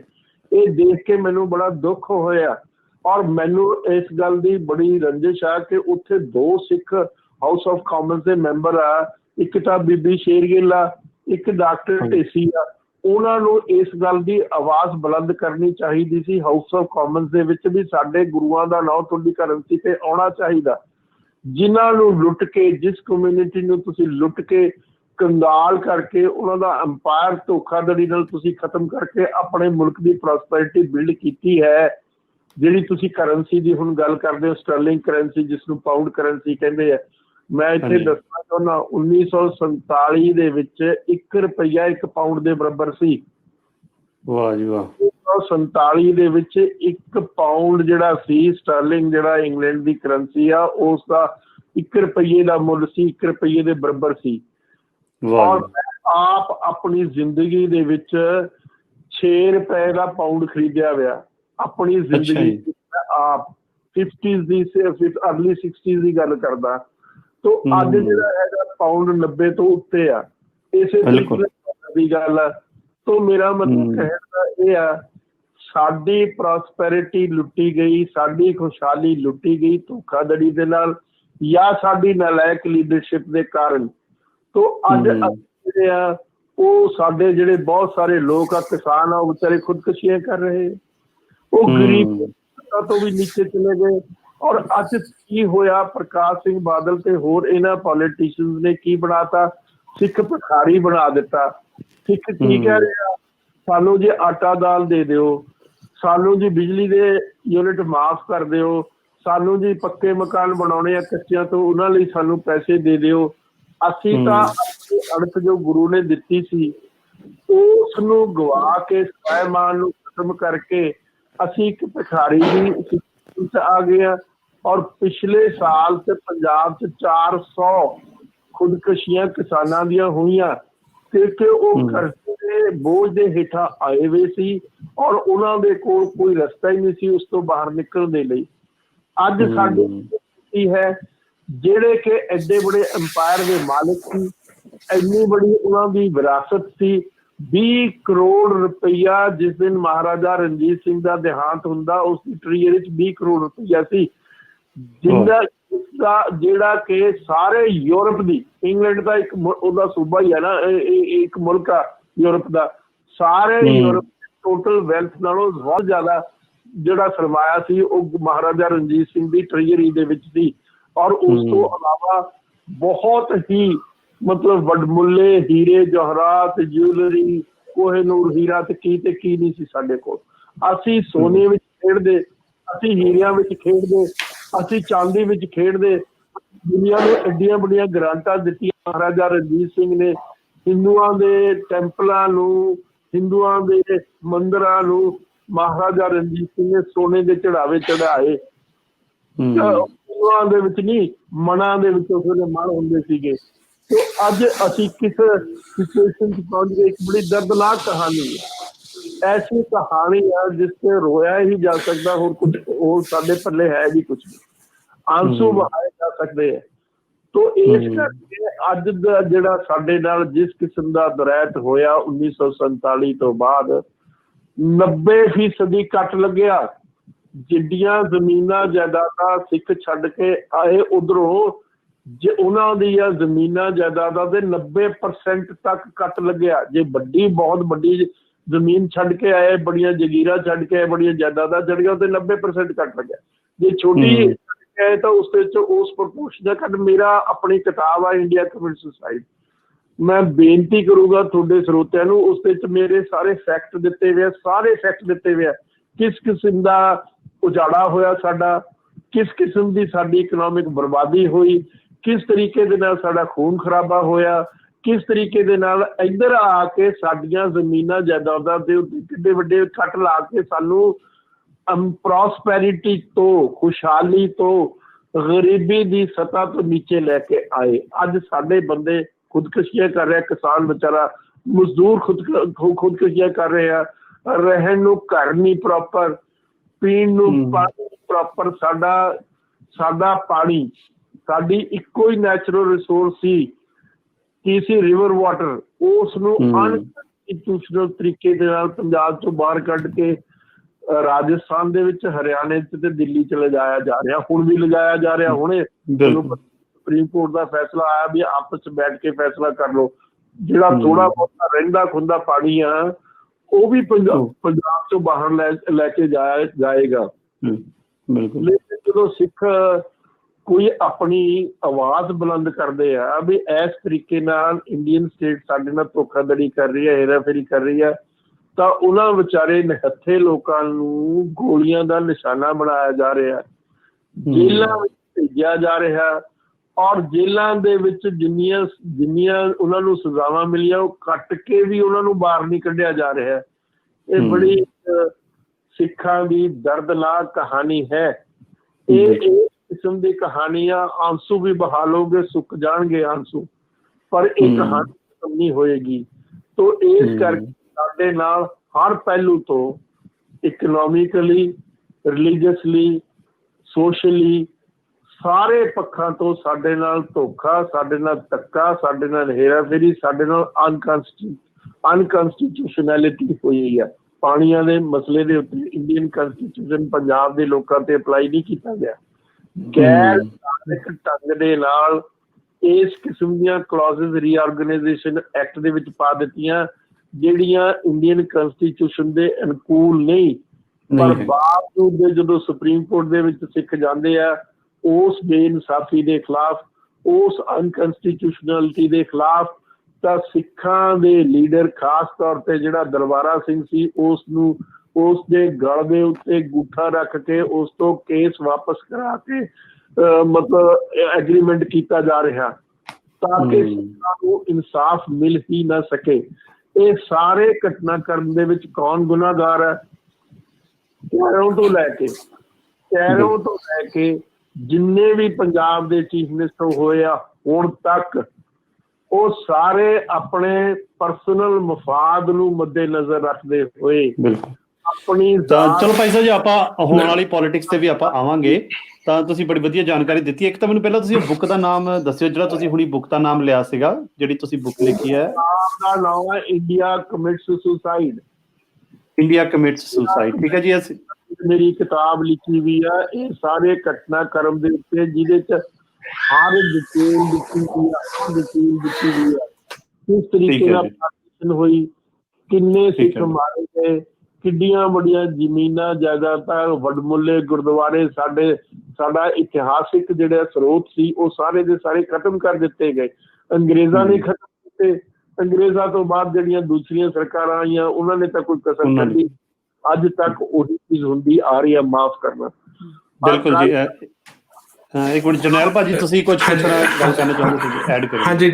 ਹਾਂਜੀ ਡਾਕਟਰ ਸਾਹਿਬ ਜੀ, ਤੁਸੀਂ ਬੜੀ ਹੀ ਵਧੀਆ ਡਿਟੇਲ ਦੇ ਵਿੱਚ ਜਿਹੜੀ ਜਾਣਕਾਰੀ ਦਿੱਤੀ ਆ, ਉਹਦੇ ਚ ਮੇਰੇ ਇੱਕ ਸਵਾਲ ਹੈਗਾ ਤੁਹਾਨੂੰ। ਜਿਸ ਤਰ੍ਹਾਂ ਤੁਸੀਂ ਦੱਸ ਰਹੇ ਵੀ ਆਪਣੀ ਲੀਡਰਸ਼ਿਪ 1947 ਦੇ ਵਿੱਚ, ਉਦੋਂ ਵੀ ਉਹਦੀ ਨਲਾਇਕੀ ਕਾਰਨ ਜਿਹੜਾ ਐਡਾ ਵੱਡਾ ਨੁਕਸਾਨ ਹੋਇਆ ਕੌਮ ਦਾ, ਜਿਸ ਤਰ੍ਹਾਂ ਤੁਸੀਂ ਹੁਣ ਦੀ ਲੀਡਰਸ਼ਿਪ ਨਾਲ ਕੰਪੇਅਰ ਕਰ ਰਹੇ ਸੀ ਵੀ ਇੱਥੇ ਜਿੰਨੇ ਪੰਜਾਬ ਦੇ ਮੁੱਖ ਮੰਤਰੀ ਰਹੇ ਨੇ ਉਹਨਾਂ ਨੇ ਨਿੱਜੀ ਮਫਾਦਾਂ ਦੇ ਕਾਰਨ ਪੰਜਾਬ ਦਾ ਨੁਕਸਾਨ ਕੀਤਾ। ਕੀ ਉਦੋਂ 1947 ਦੀ ਵੰਡ ਵੇਲੇ ਵੀ ਜਿਹੜੀ ਸਾਡੀ ਲੀਡਰਸ਼ਿਪ ਸੀ, ਕੀ ਉਹਨਾਂ ਦੇ ਵੀ ਕੋਈ ਜਿਹੜੇ ਬਿਜ਼ਨਸ ਸੀਗੇ ਜਾਂ ਕੋਈ ਇਸ ਤਰ੍ਹਾਂ ਦਾ ਉਹਨਾਂ ਦਾ ਕੋਈ ਮਨੀ ਵਾਈਜ਼ ਉਹਨਾਂ ਨੂੰ ਕੋਈ ਫਾਇਦਾ ਸੀ ਜਿਹੜਾ ਉਹਨਾਂ ਨੇ ਇਸ ਵੇਲੇ ਕੋਈ ਇੰਨੀ ਵੱਡੀ ਆਵਾਜ਼ ਨਹੀਂ ਉਠਾਈ? ਉਹੀ ਕਮਿਊਨਿਟੀ ਜਿਹੜੀ 90% ਇੰਡੀਆ ਦੀ ਜਿਹੜੀ ਇੰਡੀਪੈਂਡੈਂਸ ਹੁੰਦੀ ਆ ਉਹਦੇ ਚ ਕੰਟਰੀਬਿਊਸ਼ਨ ਆ, ਤੇ ਉਹਨਾਂ ਦੇ ਲੀਡਰ ਇੰਨੇ ਇਸ ਟਾਈਮ ਤੇ ਜਾ ਕੇ ਕਿਉਂ ਨਹੀਂ ਆਪਣੀ ਗੱਲ ਰੱਖ ਸਕੇ? ਜਿਸ ਤਰ੍ਹਾਂ ਤੁਸੀਂ ਦੱਸਿਆ ਵੀ ਆਪਾਂ ਨੂੰ ਇੱਕ ਪ੍ਰੋਪਰ ਸਟੇਟ ਮਿਲ ਸਕਦੀ ਸੀ ਜੇ ਚੰਗੀ ਤਰ੍ਹਾਂ ਆਪਣਾ ਕੇਸ ਰੱਖਿਆ ਜਾਂਦਾ। ਦੇਖੋ ਉਸ ਵੇਲੇ ਸਿੱਖਾਂ ਨੇ ਆਪਣਾ ਕੇਸ ਹੀ ਨਹੀਂ ਰੱਖਿਆ। ਸਿੱਖ ਸਮਝ ਨਹੀਂ ਸਕੇ ਵੀ ਹਿੰਦੂਇਜ਼ਮ ਕੀ ਆ ਤੇ ਹਿੰਦੂ ਕੀ ਹੈਗੇ ਆ। ਇਹ ਤਾਂ ਜਿਹੜਾ ਜਿਸ ਬੰਦੇ ਨੂੰ ਤੁਸੀਂ ਡੀਲ ਕਰਨਾ ਹੁੰਦਾ ਉਸ ਦੀ ਪਹਿਲਾਂ ਜਾਣ ਪਛਾਣ ਕੀਤੀ ਜਾਂਦੀ ਹੈ। ਆਹ ਜਿਹੜੀ ਦੁਨੀਆ ਅੱਜ ਦੀ ਦੁਨੀਆ ਹੈਗੀ ਆ, ਇਸ ਦੇ ਵਿੱਚ ਜਦੋਂ ਕੋਈ ਡੀਲ ਕਰਦੇ ਆ ਵੱਡੇ ਵੱਡੇ ਜਿਹੜੇ ਸਰਮਾਏਦਾਰ ਆ, ਬੜੇ ਬੜੇ ਇੰਡਸਟਰੀਅਲਿਸਟ ਆ, ਉਹ ਪਹਿਲਾਂ ਆਪਣੇ ਲੋਕਾਂ ਨੂੰ ਭੇਜਦੇ ਆ ਵੀ ਉਸ ਬੰਦੇ ਦੀ ਜਾਣ ਪਹਿਚਾਣ ਤਾਂ ਕਰ ਲਓ, ਉਹਦੀ ਛਾਣਬੀਨ ਤਾਂ ਕਰ ਲਓ, ਬੰਦਾ ਕੌਣ ਆ, ਕੀ ਉਸਦੀ ਬੈਕਗਰਾਊਂਡ ਆ, ਕਿੰਨੇ ਉਸਦੇ ਕੋਲ ਸਾਧਨ ਆ, ਕੀ ਮੇਰੇ ਨਾਲ ਉਹ ਡੀਲ ਕਰ ਸਕਦਾ ਨਹੀਂ ਕਰ ਸਕਦਾ, ਇਹ ਸਾਰੀਆਂ ਚੀਜ਼ਾਂ ਦੇਖੀਆਂ ਜਾਂਦੀਆਂ। ਪਰ ਸਿੱਖਾਂ ਦੇ ਉਸ ਵੇਲੇ ਦੇ ਲੀਡਰ ਜਿਹੜੇ ਸੀ ਉਹ ਇਮਾਨਦਾਰ ਜ਼ਰੂਰ ਸੀ, ਪਰ ਉਹਨਾਂ 'ਚ ਸੂਝ-ਬੂਝ ਨਹੀਂ ਸੀ ਸਿਆਸੀ ਤੌਰ ਦੇ ਉੱਤੇ। ਜੇ ਤੁਹਾਡੇ ਕੋਲ ਸਿਆਸੀ ਤੌਰ ਦੇ ਉੱਤੇ ਸੂਝ-ਬੂਝ ਨਾ ਹੋਵੇ ਤਾਂ ਤੁਸੀਂ ਸਿਆਸੀ ਲੜਾਈ ਹਾਰ ਜਾਂਦੇ ਹੋ। ਜਦੋਂ ਤੁਸੀਂ ਸਿਆਸੀ ਲੜਾਈ ਹਾਰ ਗਏ ਉਸ ਤੋਂ ਬਾਅਦ ਜਿਹੜੀ ਇਕੋਨਮੀ ਹੈ ਉਹ ਤਾਂ ਤੁਹਾਡੇ ਅਧੀਨ ਆ ਜਾਂਦੀ ਹੈ ਨਾ, ਸਬੋਰਡੀਨੇਟ ਹੋ ਜਾਂਦੀ ਹੈ। ਅੱਜ ਹਿੰਦੂ ਰੂਲਰ ਆ ਇਸ ਮੁਲਕ ਦਾ, ਤਾਂ ਇਸ ਮੁਲਕ ਦੇ ਵਿੱਚ ਹਿੰਦੂਇਜ਼ਮ ਦਾ ਜਿਹੜਾ ਪ੍ਰਚਾਰ ਆ ਉਹ ਆਟੋਮੈਟਿਕਲੀ ਹੋ ਹੀ ਜਾਣਾ। ਪ੍ਰਾਈਡ ਆਫ ਸੋਵਰੇਨਿਟੀ ਜਿਹੜੀ ਹੁੰਦੀ ਆ ਉਹ ਬਹੁਤ ਵੱਡੀ ਗੱਲ ਹੁੰਦੀ ਹੈ। ਜੇ ਤੁਸੀਂ ਆਜ਼ਾਦੀ ਦਾ ਆਨੰਦ ਮਾਣੋ ਤਾਂ ਉਹ ਤੁਸੀਂ ਗਰੀਬੀ ਦੇ ਵਿੱਚ ਵੀ ਖੁਸ਼ਹਾਲ ਰਹਿੰਦੇ ਹੋ। ਜੇ ਤੁਸੀਂ ਆਜ਼ਾਦੀ ਦੇ ਆਨੰਦ ਮਾਣਿਆ ਹੀ ਨਹੀਂ, ਅਮੀਰ ਹੁੰਦੇ ਵੀ ਤੁਸੀਂ ਗਰੀਬ ਹੋ ਮੈਂਟਲੀ ਐਂਡ ਸਾਈਕੋਲੋਜੀਕਲੀ। ਤਾਂ ਜਿਹੜੇ ਸਾਡੇ ਲੀਡਰਾਂ ਨੇ 1947 ਤੋਂ ਬਾਅਦ ਸਿੱਖ ਲੀਡਰਸ਼ਿਪ ਨੇ, ਸਿੱਖਾਂ ਲੀਡਰਾਂ ਨੇ ਹੀ ਸਿੱਖਾਂ ਨਾਲ ਧਰੋਹ ਕੀਤੇ, ਕੈਰੋਂ ਤੋਂ ਲੈ ਕੇ ਹੁਣ ਤੱਕ ਦੇ ਸਾਰੇ ਜਿਹੜੇ ਸਾਡੇ ਚੀਫ ਮਿਨਿਸਟਰ, ਅਮਰਿੰਦਰ ਸਿੰਘ ਨੂੰ ਵੀ ਵਿੱਚ ਮਿਲਾ ਲਓ, ਤੋਂ ਸਾਰੇ ਜਿਹੜੇ ਸਾਡੇ ਲੀਡਰ ਆ ਉਹਨਾਂ ਨੇ ਸਿੱਖਾਂ ਨੂੰ ਕੁੱਟੋ ਤੇ ਮਾਰੋ ਦੀ ਪਾਲਿਸੀ ਜਿਹੜੀ ਇੰਡੀਅਨ ਸਟੇਟ ਨੇ ਸੈੱਟ ਕੀਤੀ 1947 ਵਿੱਚ ਉਹ ਦਿੱਤੀ। ਤੋਂ ਸਿੱਖਾਂ ਨੂੰ ਕੁੱਟਿਆ ਵੀ ਜਾ ਰਿਹਾ ਹੈ ਲਗਾਤਾਰ।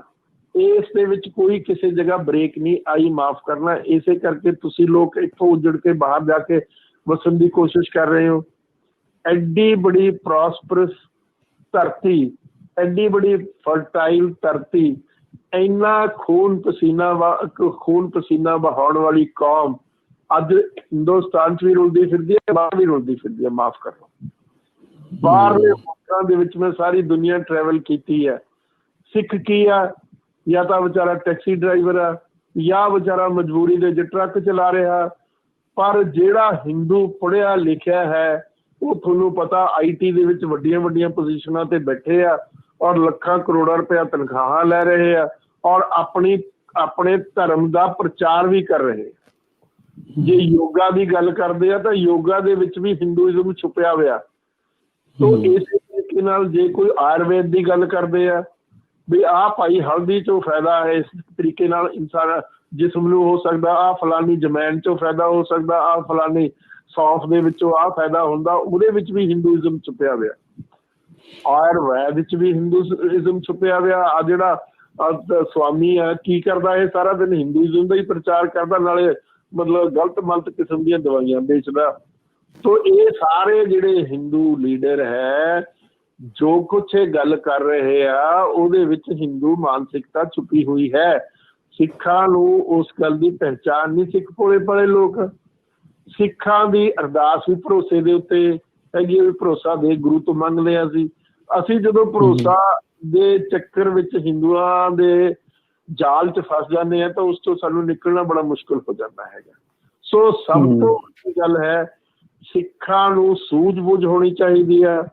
ਸਿੱਖਾਂ ਨੂੰ ਬਹੁਤ ਵਿੱਦਿਆ ਲੈਣੀ ਚਾਹੀਦੀ ਹੈ, ਵਰਲਡ ਨੌਲੇਜ ਹੋਣੀ ਚਾਹੀਦੀ ਹੈ, ਜੀਓ ਪੋਲੀਟਿਕਸ ਸਮਝ ਹੋਣੀ ਚਾਹੀਦੀ ਹੈ ਵੀ ਦੁਨੀਆ 'ਚ ਕੀ ਹੋ ਰਿਹਾ, ਕਿਸ ਤਰੀਕੇ ਨਾਲ ਅਸੀਂ ਦੁਨੀਆ ਦੇ ਵਿੱਚ ਵਿਚਰਨਾ ਹੈਗਾ।